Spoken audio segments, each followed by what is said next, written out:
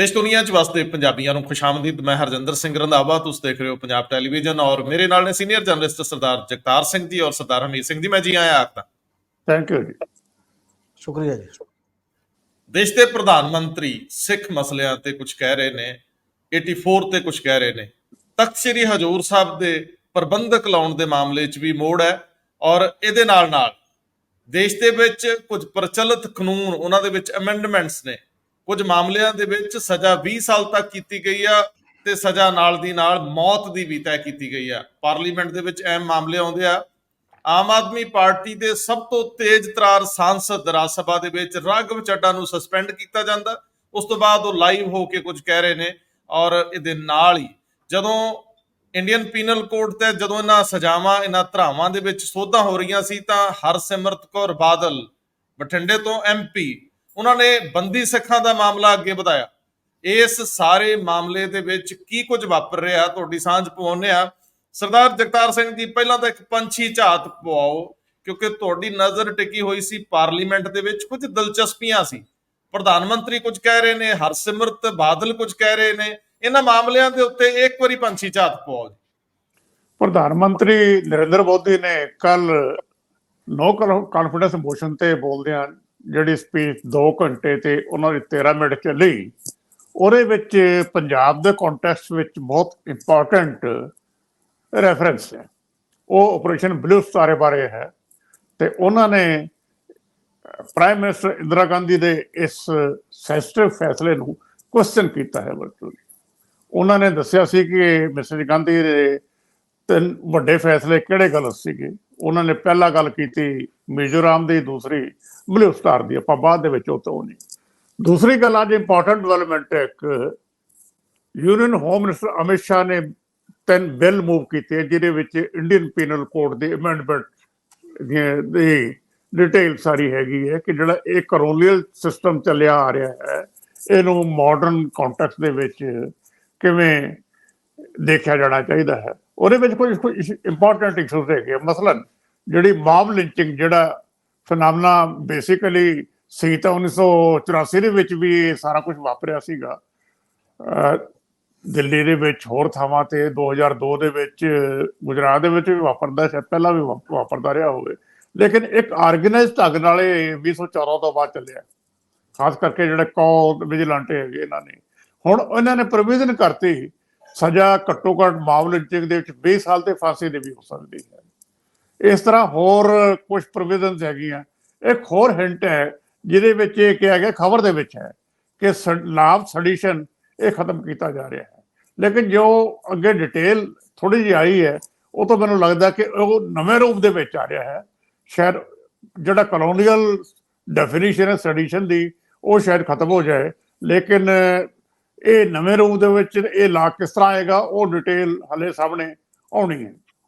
ਤੀਸਰੀ ਗੱਲ, ਰਾਘਵ ਚੱਡਾ ਦੇ ਪੰਜਾਬ ਤੋਂ ਰਾਜ ਸਭਾ ਦੇ MP ਹੈਗੇ ਹੈ, ਉਹਨੇ ਸਸਪੈਂਸ਼ਨ ਦੀ ਹੈ। ਉਹਨਾਂ ਨੇ ਕੋਈ ਨੋਟਿਸ ਦਿੱਤਾ ਸੀਗਾ ਰਾਜ ਸਭਾ ਦੇ ਵਿੱਚ ਜਿਹਦੇ 'ਚ BJP ਨੇ ਇਹ ਚਾਰਜ ਲਾਇਆ ਜਾਂ ਰਾਜ ਸਭਾ ਦੇ ਵਿੱਚ ਉਹਨਾਂ ਤੇ ਚਾਰਜ ਲੱਗਿਆ ਹੈ ਕਿ ਉਹਨਾਂ ਨੇ ਜਾਲੀ ਸਾਈਨ ਕੀਤੀ, ਉਹ ਤੇ ਸਾਈਨ ਦੀ ਲੋੜ ਨਹੀਂ ਸੀ, ਉਹਨਾਂ ਨੇ ਇਹ ਐਕਸਪ੍ਰੈਸ਼ਨ ਦਿੱਤੀ ਹੈ। ਸੋ ਮੇਜਰ ਇਸ਼ੂਜ਼ ਹੈਗੇ ਆ ਜਿਹੜੀ ਜਦੋਂ ਇਹ 3 ਲਾਭ ਪੇਸ਼ ਕੀਤੇ ਗਏ ਅਮਿਤ ਸ਼ਾਹ ਹੋਰਾਂ ਵੱਲੋਂ ਤੇ ਉਹਦੇ ਵਿੱਚ ਇੰਟਰਵੈਂਸ਼ਨ ਆਉਂਦੀ ਹੈ ਬੀਬੀ ਹਰਸਿਮਰਤ ਕੌਰ ਬਾਦਲ ਦੀ।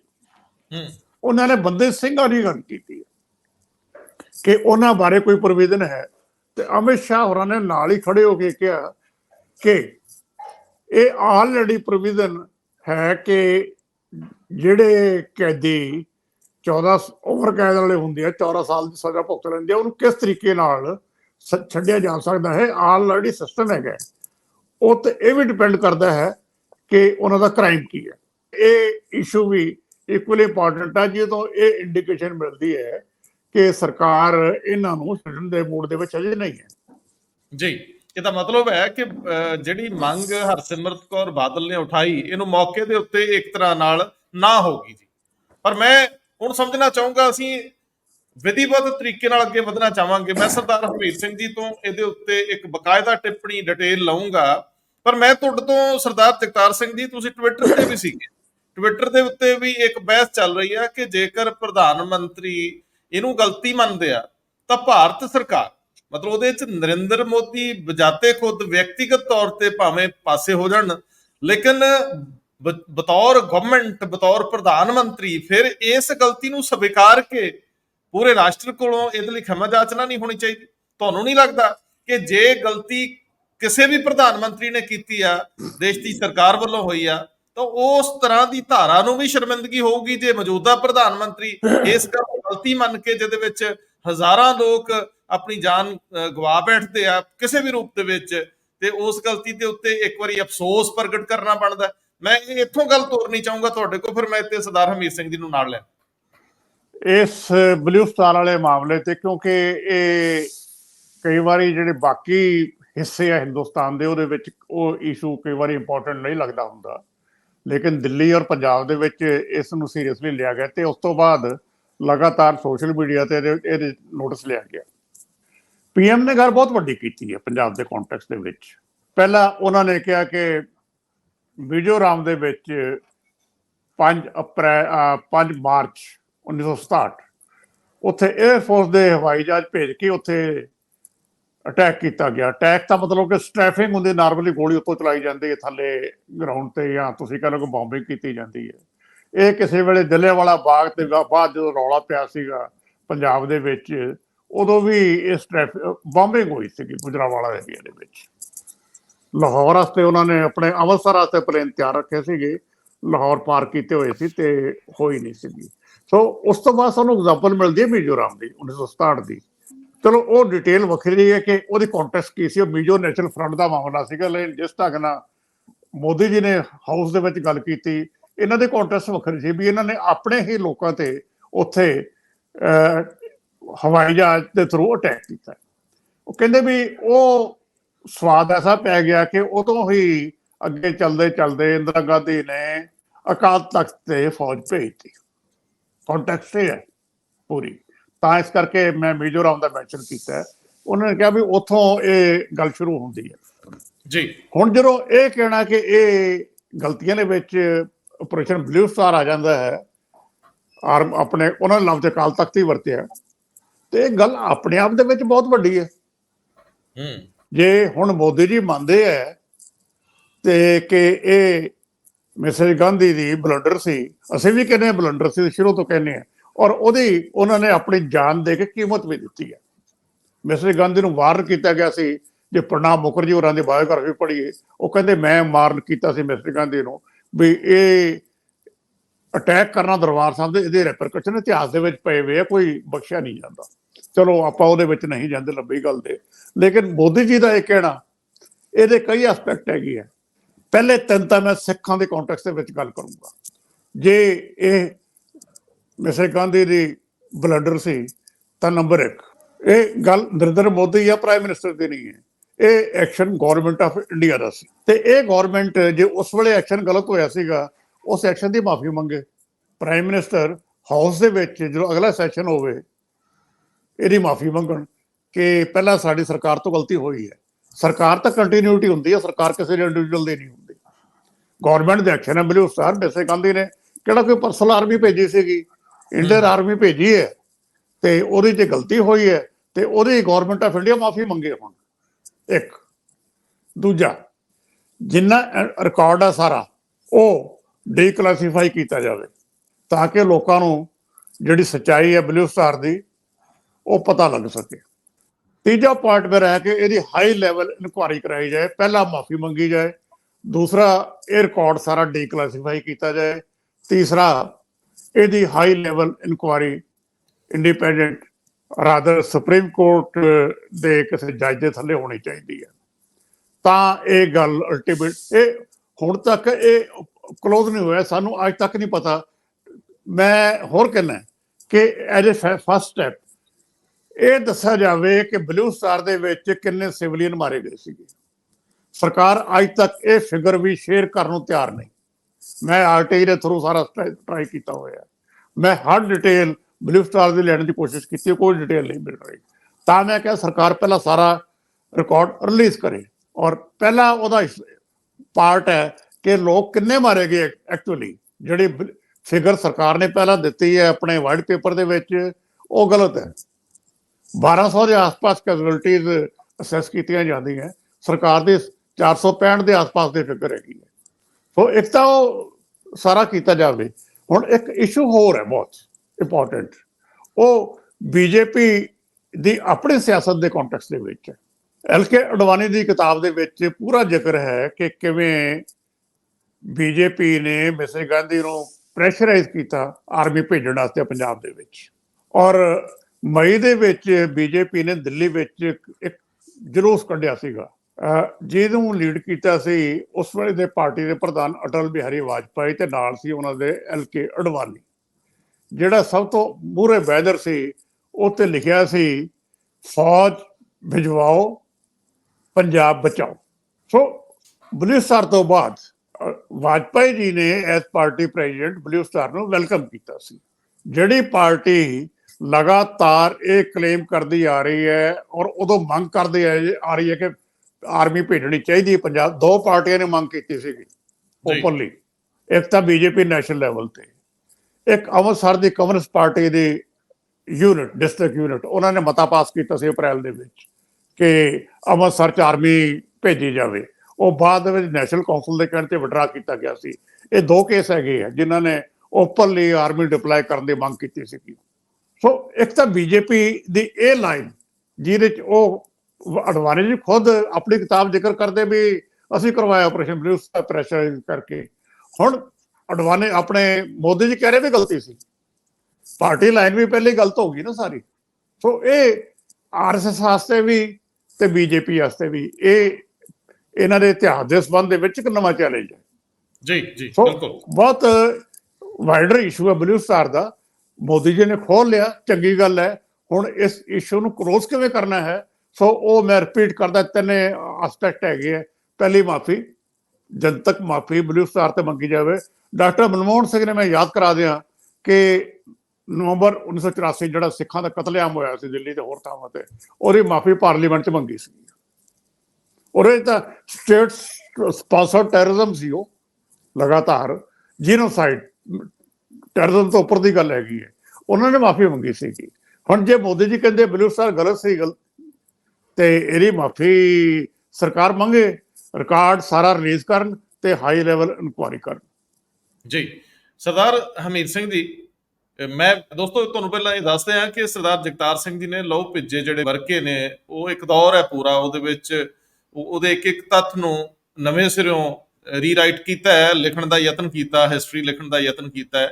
ਔਰ ਇਹਨਾਂ ਦੇ ਕਾਫੀ ਵਾਲੀਅਮ ਅੱਗੇ ਤੋਂ ਅੱਗੇ ਤੁਸੀਂ ਪੜ੍ਹੋਗੇ, ਯਤਨ ਕਰ ਰਹੇ ਨੇ ਕਿ ਸੱਚਾਈਆਂ ਸਾਹਮਣੇ ਆਉਣ ਆਰਟੀਆਈ ਤਹਿਤ ਜਾਂ ਜਿੱਥੋਂ ਵੀ ਇਨਫੋਰਮੇਸ਼ਨ ਮਿਲਦੀ ਆ। ਸੋ ਇਹ ਕਾਫੀ ਜਾਣਕਾਰੀਆਂ ਉਸ ਸੰਬੰਧੀ ਰੱਖਦੇ ਨੇ। ਸਰਦਾਰ ਹਮੀਦ ਸਿੰਘ ਜੀ, ਜਦੋਂ ਇਹ ਕੱਲ ਬਹਿਸ ਚੱਲ ਰਹੀ ਸੀ, ਬਹਿਸ ਇੱਕ ਵੱਡੇ ਕੰਟੈਕਸਟ ਵਿੱਚ ਸੀਗੀ, ਸੰਦਰਭ ਦੇਸ਼ ਦੇ ਵਿੱਚ ਜਿਵੇਂ ਮਨੀਪੁਰ ਬਲਿਆ ਤੇ ਇਹ ਇੱਕ ਸਿਲਸਿਲਾ ਹੀ ਆ ਦੇਰ ਤੋਂ। ਪ੍ਰਧਾਨ ਮੰਤਰੀ ਬਹੁਤ ਲੰਬੀ ਸਪੀਚ ਕਰਦੇ ਆ, ਬਹੁਤ ਥੋੜਾ ਜਿਹਾ ਇੱਕ ਪੋਰਸ਼ਨ ਸੀ ਜਿਹਦੇ ਵਿੱਚ ਉਹ ਯਕੀਨ ਦਿਵਾਉਂਦੇ ਆ ਕਿ ਮੈਂ ਮਨੀਪੁਰ ਦੇ ਲੋਕਾਂ ਨੂੰ ਕਹਿਣਾ ਕਿ ਅਸੀਂ ਤੁਹਾਡੇ ਨਾਲ ਹੈ ਔਰ ਸਭ ਠੀਕ ਹੋਏਗਾ। ਸਵਾਲ ਇਸ ਗੱਲ ਦਾ ਹੈ ਕਿ ਜਿਹੜੀ ਉਹਨਾਂ ਨੇ ਇਹ ਬਹਿਸ ਛੇੜੀ ਹੈ, ਹੁਣ ਇਸ ਬਹਿਸ ਦੇ ਵਿੱਚ ਅੱਗੇ ਕੀ ਹੈ? ਇਹ ਤੁਹਾਡਾ ਵਿਊ ਪੁਆਇੰਟ ਇਹਦੇ ਤੇ। ਅਸਲ ਦੇ ਵਿੱਚ ਬਹਿਸ ਤਾਂ ਮੈਨੂੰ ਨਹੀਂ ਲੱਗਦਾ ਕਿ ਉਹਨਾਂ ਨੇ ਜਾਣ ਕੇ ਕੋਈ ਇੱਧਰ ਛੇੜੀ ਆ। ਬਹਿਸ ਤਾਂ ਉਹਨਾਂ ਨੇ 2024 ਦੀ ਉਹ ਛੇੜੀ ਆ। ਉਹੀ ਜੁਮਲਾ, ਉਹੀ ਸਿਸਟਮ ਸੀਗਾ ਕਿ 2028 ਚ ਫਿਰ ਲਿਆਇਓ ਤੁਸੀਂ ਨੋ ਕੌਨਫੀਡੈਂਸ ਮੋਸ਼ਨ, ਉਦੋਂ ਇਹ ਤੀਜੀ ਇਕਨੋਮੀ ਹੋ ਜਾਏਗੀ।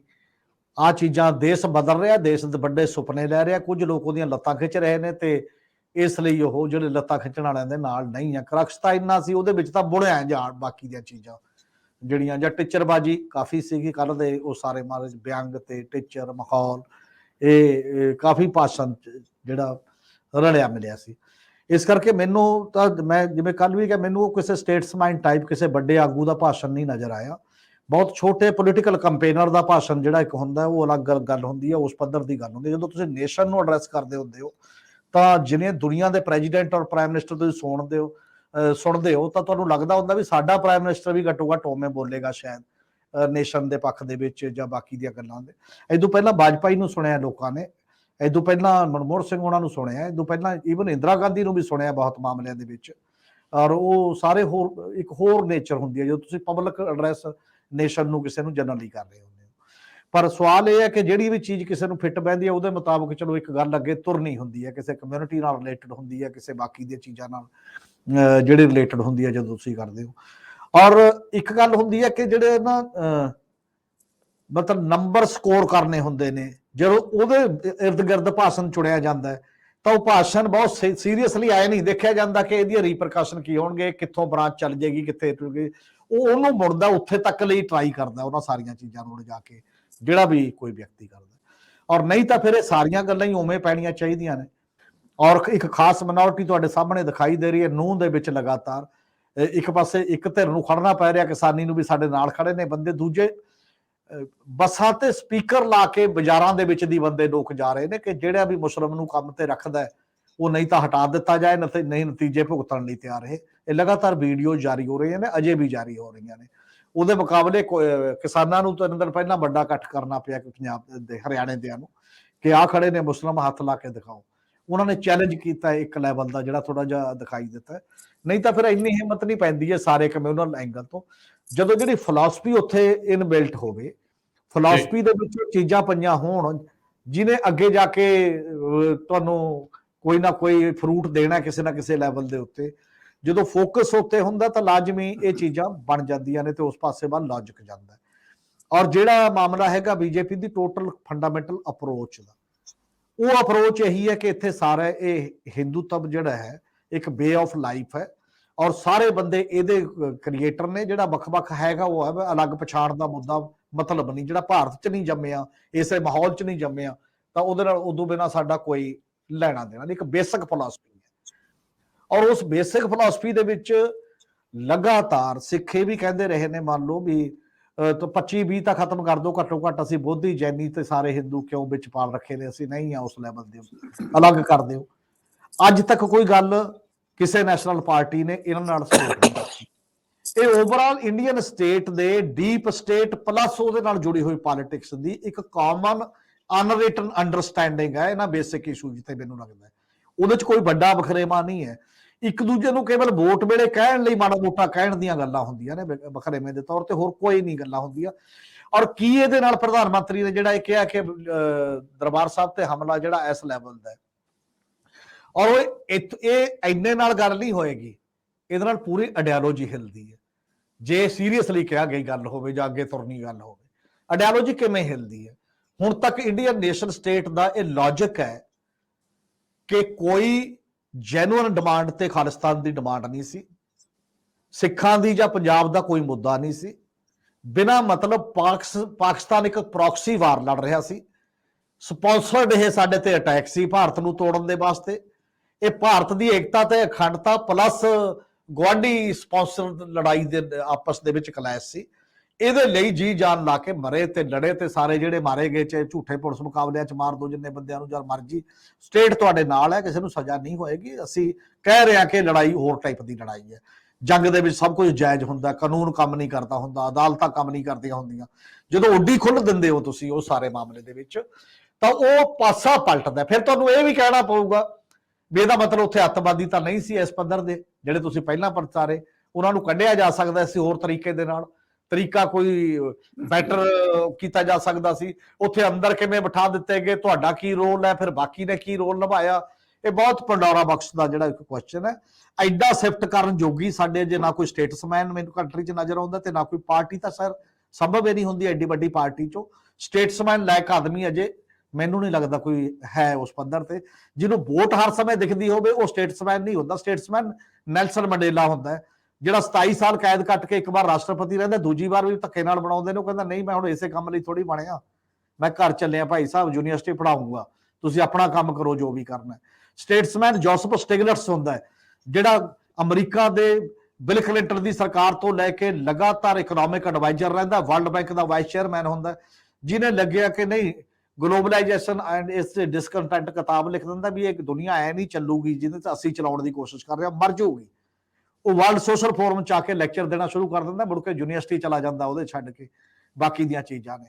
ਇਸ ਲਈ ਉਸ ਕਿਰਦਾਰ ਦੇ ਬੰਦੇ ਅਸੀਂ ਮੈਨੂੰ ਨਹੀਂ ਲੱਗਦਾ ਕਿੱਥੋਂ ਲਿਆਵਾਂਗੇ। ਪਰ ਠੀਕ ਹੈ, ਐਸਾ ਹਾਲਾਤ 'ਚ ਵੀ ਡਿਮਾਂਡ ਕਰਨੀ ਵਾਜਬ ਹੁੰਦੀ ਹੈ। ਜਦੋਂ ਬੰਦਾ ਕਹਿ ਹੀ ਰਿਹਾ ਆਪਣੇ ਵੱਲੋਂ ਇੱਕ ਮੂੰਹ ਗੱਲ ਕਰ ਰਿਹਾ ਤਾਂ ਹਰਜ ਕੋਈ ਨਹੀਂ ਇਹ ਕਹਿਣ ਦੇ ਵਿੱਚ ਵੀ ਤੁਸੀਂ ਭਾਈ ਕੋਸ਼ਿਸ਼ ਕਰੋ, ਇੱਕ ਏਜੰਡਾ ਲਾ ਕੇ ਡਿਸਕਸ ਹੀ ਕਰਾ ਲਓ ਪਾਰਲੀਮੈਂਟ ਦੇ ਵਿੱਚ ਮੁੜ ਕੇ ਖੁੱਲ ਕੇ। ਰਾਜੀਵ ਨਾਮ ਸਮਝੌਤਾ ਹੀ ਦੁਬਾਰਾ ਡਿਸਕਸ ਕਰਾ ਲਓ ਜਿਹੜਾ ਕਰ ਲਿਆ ਸੀ ਉਸ ਤੋਂ ਬਾਅਦ, ਜਿਹਦੇ ਚ ਘੱਟੋ ਘੱਟ ਇੰਨੀ ਗੱਲ ਹੋਈ ਸੀ। ਤੁਸੀਂ ਕੁਝ ਵੀ ਡਿਸਕਸ ਕਰਾਉਣ ਲਈ ਤਿਆਰ ਨਹੀਂ, ਉਹਦੇ ਤੇ ਪਰਦਾ ਹੀ ਹੈ ਕੱਲਾ, ਦੂਜੇ ਨੂੰ ਥੋੜਾ ਜਿਹਾ ਦਿਖਾਉਣਾ ਹੁੰਦਾ। 84 ਬੀਜੇਪੀ ਕਹਿ ਦੂਗੀ, ਗੋਧਰਾ ਕਾਂਗਰਸ ਕਹਿ ਦੂਗੀ, ਇੱਕ ਗੱਲ ਕੋਈ ਤੀਜਾ ਕਹਿ ਦੂਗਾ, ਉਹ ਸਾਰੇ ਹੀ ਉਹਨਾਂ, ਤੁਸੀਂ ਆਪਣੇ ਵਾਲਾ ਵੀ ਨਾਲ ਕਹੋ ਵੀ ਸਾਡੇ ਤੋਂ ਤਾਂ 84 ਚ ਗਲਤੀ ਹੋਈ ਹੈ, ਗੋਧਰਾ ਚ ਤੁਸੀਂ ਵੀ ਉਹੀ ਕੀਤਾ। ਜੇ ਉਹ ਕਹਿਣ 84 ਚ ਤੁਸੀਂ ਗਲਤੀ ਕੀਤੀ ਹੈ ਪਰ ਗੋਧਰਾ ਚ ਸਾਡੇ ਤੋਂ ਵੀ ਹੋਈ ਹੈ, ਫਿਰ ਤਾਂ ਕੋਈ ਮੰਨ ਲਊਗਾ। ਜਦੋਂ ਤੁਸੀਂ ਦੂਏ ਦੀਆਂ ਹੱਥ 'ਚ ਆਪਣੀਆਂ ਕੱਛ 'ਚ ਰੱਖੋਗੇ ਗੱਲੀਆਂ ਨਾ, ਉਹਦੇ ਨਾਲ ਉਹ ਗੱਲ ਐ ਨਹੀਂ ਹੁੰਦੀ ਕਿ ਤੁਸੀਂ ਬਹੁਤ ਪਵਿੱਤਰ ਸਾਫ ਮਨ ਨਾਲ ਕੋਈ ਗੱਲ ਕਰ ਰਹੇ ਹੋ ਔਰ ਵਾਕਈ ਤੁਹਾਡਾ ਹਿਰਦੇ ਪਰਿਵਰਤਨ ਹੋ ਰਿਹਾ, ਕੋਈ ਨਾ ਕੋਈ ਚੀਜ਼ ਸਮਝ 'ਚ ਆ ਰਹੀ ਹੈ ਤੇ ਸਮਝ ਪਲਟਣ ਦੀ ਕੋਸ਼ਿਸ਼ ਹੋ ਰਹੀ ਹੈ। ਮੈਨੂੰ ਉਹਦੇ ਤੋਂ ਉਮੀਦ ਇਸ ਗੱਲ ਲਈ ਨਹੀਂ ਲੱਗਦੀ, ਸਾਡੇ ਹੁਕਮਰਾਨਾਂ ਦੇ ਓਵਰਆਲ ਪੈਕੇਜ ਜਿਹੜਾ ਕੰਟਰੀ ਦੇ ਵਿੱਚ ਵਿਚਰ ਰਿਹਾ ਉਹਦੇ ਤੋਂ। ਜੀ ਮੈਂ ਥੋੜੀ ਜਿਹੀ ਐਡੀਸ਼ਨ ਨਾਲ ਹੁਣ ਕਰ ਦਿਆਂ ਹੋਰ ਥੋੜੀ ਜਿਹੀ। ਜੀ ਜੀ ਜੀ ਇਹ ਕੋਈ ਸਧਾਰਨ ਆਦਮੀ ਗੱਲ ਨਹੀਂ ਕਰ ਰਿਹਾ। ਪਹਿਲੀ ਗੱਲ ਇਹ ਹੈ ਕਿ ਆਮ ਬੰਦਾ ਕੋਈ ਗੱਲ ਕਰ ਰਿਹਾ, ਲੀਡਰ ਆਮ ਗੱਲ ਕਰ ਰਿਹਾ ਹੈ, ਇਹ ਪ੍ਰਾਈਮ ਮਿਨਿਸਟਰ ਆਫ ਇੰਡੀਆ ਗੱਲ ਕਰ ਰਿਹਾ, ਜਿਹੜਾ 140 ਕਰੋੜ ਦੇ ਮੁਲਕ ਦੀ ਪਾਪੂਲੇਸ਼ਨ ਦਾ ਪ੍ਰਾਈਮ ਮਿਨਿਸਟਰ। ਤੇ ਇਹ ਕਹੀਏ ਵੀ ਐਵੇਂ ਪਾਸਿੰਗ ਰੈਫਰੈਂਸ ਹੈ ਤੇ ਐਵੇਂ ਗੱਲ ਕਰ ਰਿਹਾ ਹੈ, ਇਹਨੂੰ ਇੰਨੀ ਗੱਲ ਕਹਿ ਕੇ ਇਹਨੂੰ ਰਿਜੈਕਟ ਨਹੀਂ ਕੀਤਾ ਜਾ ਸਕਦਾ। ਉਹ ਇੱਕ ਕੰਟੈਕਸਟ ਬਿਲਡ ਕੀਤੀ ਹੈ, ਪਹਿਲਾਂ ਉਹਨੇ ਉਸ ਕੰਟੈਕਸਟ ਦੇ ਵਿੱਚ ਗੱਲ ਕੀਤੀ ਹੈ। ਜਦੋਂ ਪੀਐਮ ਇੱਕ ਪਾਰਲੀਮੈਂਟ 'ਚ ਬੋਲ ਰਿਹਾ ਹੋਵੇ, ਪੀਐਮ ਜੇ ਬਾਹਰ ਬੋਲ ਰਿਹਾ ਹੋਵੇ ਤੁਸੀਂ ਕਹਿ ਸਕਦੇ ਹੋ ਪੋਲੀਟੀਕਲ ਸਪੀਚ ਹੈ। ਜਦੋਂ PM on the floor of the house ਇਹ ਗੱਲ ਕਰਦਾ ਹੈ ਤੇ ਉਹਨੂੰ ਤੁਸੀਂ ਇਹ ਕਹਿ ਕੇ ਡਿਸਮਿਸ ਨਹੀਂ ਕਰ ਸਕਦੇ ਵੀ ਇਹ ਤਾਂ ਬਾਕੀ ਵੀ ਗੋਧਰਾ ਵੀ ਹੋਇਆ ਸੀ। ਗੋਧਰਾ ਪੋਲੀਟੀਕਲ, ਗੋਧਰਾ ਤੇ ਬਲੂ ਸਟਾਰ ਇਹ ਦੋਵੇਂ ਕੰਪੈਰੇਬਲ ਨਹੀਂ ਹੈ, ਦੋ ਬਿਲਕੁਲ ਵੱਖਰੇ ਇਸ਼ੂ ਹੈਗੇ ਹੈ, ਵੱਖਰੀ ਸਿਆਸਤ ਹੈ। ਕਿਉਂਕਿ ਬਲੂ ਸਟਾਰ ਫੁੱਲ ਸਟੇਟ ਐਕਸ਼ਨ ਹੈ, ਸਿਰਫ ਆਰਮੀ ਐਕਸ਼ਨ ਹੈ। ਗੋਧਰਾ ਸਟੇਟ ਐਕਸ਼ਨ ਨਹੀਂ ਹੈ, ਸਿਰਫ ਉਹ ਤੁਸੀਂ ਕਹਿ ਸਕਦੇ ਹੋ ਕਿ ਐਂਟੀ ਮੁਸਲਿਮ ਵਾਇਲੈਂਸ ਹੈਗੀ ਹੈ। ਇੱਥੇ ਸਿੱਧਾ ਸਟੇਟ ਐਕਸ਼ਨ, ਦੋਵਾਂ ਦੇ ਬਿਲਕੁਲ ਫਰਕ ਹੈ। ਸਿਆਸਤ ਦੇ ਪਿੱਛੇ ਕੀ ਇਹ ਗੱਲ ਵੱਖਰੀ ਹੈਗੀ ਹੈ। ਜਿਹੜੀ ਗੱਲ ਮੈਂ ਵਾਰ-ਵਾਰ ਕਹਿ ਰਿਹਾ, ਇਹ ਬਿਆਨ ਹਿੰਦੁਸਤਾਨ ਦੇ ਪ੍ਰਧਾਨ ਮੰਤਰੀ ਦਾ ਹੈ ਔਰ ਕੰਟੈਕਸਟ ਦੇ ਵਿੱਚ ਹੈ। ਇਹ ਨਹੀਂ ਕਿ ਸਡਨਲੀ ਕਿਤੇ ਆਊਟ ਆਫ ਦੀ ਕੰਟੈਕਸਟ ਗੱਲ ਕਰਤੀ। ਜਦੋਂ ਕੰਟੈਕਸਟ ਦੇ ਵਿੱਚ ਗੱਲ ਕਰੀ ਹੋਵੇ ਤੇ ਉਹਨੂੰ ਉਸ ਕੰਟੈਕਸਟ ਵਿੱਚ ਹੀ ਲਿਆ ਜਾਏਗਾ ਤੇ ਅਸੀਂ ਉਹਨੂੰ ਉਸ ਕੰਟੈਕਸਟ ਦੇ ਵਿੱਚ ਹੀ ਲੈ ਲਈਏ। ਜੀ ਸਰਦਾਰ ਹਮੀਤ ਸਿੰਘ ਜੀ, ਜਿਹੜੀਆਂ ਵੱਡੀਆਂ ਸੰਸਥਾਵਾਂ ਨੇ ਜਿਨ੍ਹਾਂ ਦੇ ਵਿੱਚ ਸ਼੍ਰੋਮਣੀ ਕਮੇਟੀ ਆ ਔਰ ਅਕਾਲੀ ਦਲ ਹੈ, ਸਿੱਖ ਜਮਾਤਾਂ ਹੋਰ ਵੀ ਨੇ, ਦਿੱਲੀ ਸਿੱਖ ਗੁਰਦੁਆਰਾ ਪ੍ਰਬੰਧਕ ਕਮੇਟੀ, ਅੱਜ ਮਨਜਿੰਦਰ ਸਿੰਘ ਸਿਰਸਾ ਮਹਾਰਾਸ਼ਟਰ ਦੇ ਉਪ ਮੁੱਖ ਮੰਤਰੀ ਦੇਵੇਂਦਰ ਫਡਨਵੀਸ ਨੂੰ ਮਿਲਦੇ ਤੇ ਉਹ ਟਵੀਟ ਕਰ ਦਿੰਦੇ ਨਾਲ ਹੀ ਫਡਨਵੀਸ ਕੇ ਮੈਨੂੰ ਮਿਲਿਆ ਪ੍ਰਤੀਨਿਧ ਮੰਡਲ ਸਿੱਖਾਂ ਦਾ ਤੇ ਅਸੀਂ ਮੌਕੇ ਤੇ ਹੀ ਹੱਲ ਕਰਕੇ ਤੇ ਹਜੂਰ ਸਾਹਿਬ ਦੇ ਪ੍ਰਬੰਧਕ ਹੈ ਉਹ ਇੱਕ ਸਿੱਖ ਨੂੰ ਲਗਾਤਾ ਹੈ। ਉਹ ਕਹਿ ਰਹੇ ਕਿ ਡਾਕਟਰ ਵਿਜੇ ਸਤਵੀਰ ਸਿੰਘ ਨੂੰ ਦੀ ਨਿਯੁਕਤੀ ਅਸੀਂ ਕਰਤੀ। ਹੁਣ ਜੇਕਰ ਇਹ ਇੰਨੇ ਪ੍ਰਭਾਵਸ਼ਾਲੀ ਨੇ, ਕਿਉਂਕਿ ਮਨਜਿੰਦਰ ਸਿੰਘ ਸਿਰਸਾ ਉਹਨਾਂ ਸਫਾਂ 'ਚ ਨੇੜੇ ਨੇ ਤੇ ਬੀਜੇਪੀ ਦੇ ਮੈਂਬਰ ਨੇ, ਲੀਡਰ ਨੇ ਤੇ ਬਾਕੀ ਵੀ ਸਾਰੇ, ਤੁਹਾਨੂੰ ਲੱਗਦਾ ਕਿ ਪ੍ਰਧਾਨ ਮੰਤਰੀ ਕੋਲੇ ਮੰਗ ਇਹਨਾਂ ਸੰਸਥਾਵਾਂ ਨੂੰ ਰੱਖ ਦੇਣੀ ਚਾਹੀਦੀ ਹੈ ਕਿ ਜੇਕਰ ਤੁਸੀਂ ਤਸਲੀਮ ਕਰ ਹੀ ਲਿਆ ਤਾਂ ਫਿਰ ਉਸ ਤੋਂ ਬਾਅਦ ਇਹਦੇ ਉੱਤੇ ਬਤੌਰ ਪ੍ਰਧਾਨ ਮੰਤਰੀ ਤੁਹਾਨੂੰ ਸੰਸਦ ਦੇ ਵਿੱਚ ਅਗਲੀ ਵਾਰੀ ਪ੍ਰਸਤਾਵ ਪੇਸ਼ ਕਰ ਦੇਣਾ ਚਾਹੀਦਾ ਕਿ ਸਰਕਾਰ ਮਾਫੀ ਮੰਗਦੀ ਹੈ ਜੀ? ਨਹੀਂ, ਮੰਗ ਰੱਖ ਦੇਣ। ਉਹ ਪ੍ਰਧਾਨ ਮੰਤਰੀ ਦਾ ਕਿਹੜਾ ਭਾਸ਼ਣ ਹੈ ਜਿੱਥੇ ਕੈਜੂਅਲ ਬਿਹੇਵੀਅਰ ਨਹੀਂ ਹੈ, ਪਰ ਕੱਲ ਟੋਟਲ ਪੋਲੀਟੀਕਲ ਭਾਸ਼ਣ ਹੈ, ਇਹਦੇ ਚ ਕੋਈ ਸਿੰਸਾਇਟੀ ਮੈਨੂੰ ਨਹੀਂ ਨਜ਼ਰ ਆਈ। ਉਹ ਮੇਰਾ ਟੋਟਲ ਭਾਸ਼ਣ 2 ਘੰਟੇ ਦਾ, ਜਿਹਦੇ ਤੇ ਆਪੋਜੀਸ਼ਨ ਨੇ ਕਿਹਾ ਤੁਸੀਂ ਮਨੀਪੁਰ ਤੇ ਬੋਲੋ, ਪੌਣੇ 2 ਘੰਟੇ ਸੁਣਨ ਤੋਂ ਬਾਅਦ ਆਪੋਜੀਸ਼ਨ ਵਾਕਆਊਟ ਕਰ ਜਾਂਦੀ ਹੈ। ਤੁਸੀਂ 17 ਮਿੰਟ 15 ਮਿੰਟ ਮਨੀਪੁਰ ਨੂੰ ਦੇ ਰਹੇ ਹੋ। ਇਹ ਕਿਹੜੀ ਸਿੰਸਾਇਟੀ ਦਾ ਐਡਰੈਸ ਕਰਨਾ ਕੰਟਰੀ ਨੂੰ? ਕਿਸ ਗੱਲ ਨਾਲ ਆਪਾਂ ਸਮਝਦੇ ਹਾਂ ਕਿ ਜੀ ਹਾਂਜੀ ਉਹ ਬਹੁਤ ਪੁਖਤਾ, ਜਿਹੜੇ ਪਾਰਲੀਮੈਂਟ 'ਚ ਜਾਣ ਤੋਂ ਇਨਕਾਰੀ ਨੇ, ਪਾਰਲੀਮੈਂਟ 'ਚ ਕਿਸੇ ਦੀ ਸੁਣਨ ਤੋਂ ਇਨਕਾਰੀ ਨੇ, ਤੇ ਉਹ ਫਲੋਰ ਇੰਨਾ ਪਵਿੱਤਰ ਕਿਵੇਂ ਹੋ ਸਕਦਾ ਕਿਸੇ ਬੰਦੇ ਲਈ ਜਿਹੜਾ ਬੰਦੇ ਇਹ ਕਹਿਣ ਵੀ ਹਾਂ ਅਸੀਂ ਉਸ ਲੈਵਲ ਦੀ ਗੱਲ ਕਰਦੇ ਹਾਂ? ਮੈਨੂੰ ਲੱਗਦਾ ਕਈ ਵਾਰ ਫੇਸ ਵੈਲਿਊ ਤੇ ਸਾਨੂੰ ਲੱਗਣ ਲੱਗ ਜਾਂਦਾ ਵੀ ਗੱਲ ਬਹੁਤ ਬੈਟਰ ਹੈ ਜੀ। ਰੌਲਾ ਡੀਪ ਪਿੱਛੇ ਜਾ ਕੇ ਤੁਹਾਡੀ ਆਈਡੀਓਲੋਜੀਕਲ ਮਾਈਂਡ ਸੈਟ ਹੈ, ਉਹਨੂੰ ਐ ਨਹੀਂ ਬਦਲਿਆ ਜਾ ਸਕਦਾ ਹੁੰਦਾ ਏਡੇ ਕੈਜੂਅਲ ਵੇ ਨਾਲ ਜਿਵੇਂ ਪ੍ਰਧਾਨ ਮੰਤਰੀ ਕਰ ਰਹੇ ਨੇ। ਮੇਰਾ ਮੰਨਣਾ ਇਹ ਹੈ। ਔਰ ਫਿਰ ਵੀ ਜਿਹੜੀ ਧਿਰ ਪੀੜਤ ਹੁੰਦੀ ਹੈ ਉਹਦੀ ਤਾਂ ਬਾਰ-ਬਾਰ ਜ਼ਿੰਮੇਵਾਰੀ ਆ, ਕੋਈ ਮੰਨੇ ਨਾ ਮੰਨੇ, ਸਗੋਂ ਕੋਈ ਮੌਕਾ ਦੇ ਦਿੰਦਾ ਚਲੋ ਰੈਫਰੈਂਸ ਦੇ ਤੌਰ ਤੇ ਵੀ, ਤਾਂ ਵੀ ਕਹਿਣਾ ਚਾਹੀਦਾ, ਰੌਲਾ ਪਾਉਣਾ ਚਾਹੀਦਾ ਕਿ ਕਿਉਂ ਨਹੀਂ ਹੋ ਰਿਹਾ ਜਾਂ ਸਾਡੇ ਵੱਖ-ਵੱਖ ਤਰੀਕੇ ਦਾ ਜਿਹੜੀਆਂ ਚੀਜ਼ਾਂ ਹੋ ਰਹੀਆਂ ਨੇ। ਔਰ ਨੂੰਹ ਦੇ ਵਿੱਚ ਤੇ ਮਨੀਪੁਰ ਦੇ ਵਿੱਚ ਜੋ ਹੋ ਰਿਹਾ ਨਾ, ਇਹ ਸਿਵਲ ਵਾਰ ਹੈ ਇੱਕ ਟਾਈਪ ਦੀ, ਇਹ ਵੈਸੇ ਨਾਰਮਲ ਗੱਲਾਂ ਨਹੀਂ ਹੈ ਮੇਰੇ ਖਿਆਲ ਉਸ ਪੱਧਰ ਦੀਆਂ। ਔਰ ਦੂਜੀ ਗੱਲ, ਜਿੱਥੇ ਸਟੇਟ ਇਨਵੋਲਵ ਹੈ, ਜਦੋਂ ਅਸੀਂ ਇਹ ਕਹਿੰਦੇ ਕਿ ਇੰਡੀਅਨ ਸਟੇਟ ਦਾ ਹਮਲਾ ਦਰਬਾਰ ਸਾਹਿਬ ਤੇ, ਫਿਰ ਤਾਂ ਇਹ ਸਵਾਲ ਹੀ ਨਹੀਂ ਪੈਦਾ ਹੁੰਦਾ ਜਦੋਂ ਉਸ ਕਿਰਦਾਰ ਦਾ ਲੀਡਰਸ਼ਿਪ ਜਦੋਂ ਆਊਗੀ, ਕਦੇ ਉਹ ਪੀੜ੍ਹੀ ਕਦੇ ਆਊਗੀ ਕਿ ਅਸੀਂ ਸੁਸਾਇਟੀ ਹੋਰ ਤਰ੍ਹਾਂ ਨਾਲ ਸਿਰਜਣੀ ਹੈ, ਉਹਦੇ ਤੋਂ ਕਦੇ ਉਮੀਦ ਕੀਤੀ ਜਾਵੇ। ਜਿਵੇਂ ਸੈਕੰਡ ਵਰਲਡ ਵਾਰ 'ਚ ਵੀ ਲੋਕਾਂ ਨੇ ਮਾਫੀ ਮੰਗ ਲਈ ਹੈ, ਡਿਫਰੈਂਟ ਟਾਈਪ ਦੇ ਮਾਮਲੇ 'ਚ, ਸਾਡੇ ਜਿਹੜੇ ਗਦਰੀਆਂ ਦੇ ਜਹਾਜ਼ ਦੇ ਮਾਮਲੇ ਦੇ ਵਿੱਚ ਵੀ ਕੈਨੇਡੀਅਨ ਗਵਰਨਮੈਂਟ ਨੇ ਮਾਫੀ ਮੰਗਦੀ ਹੈ।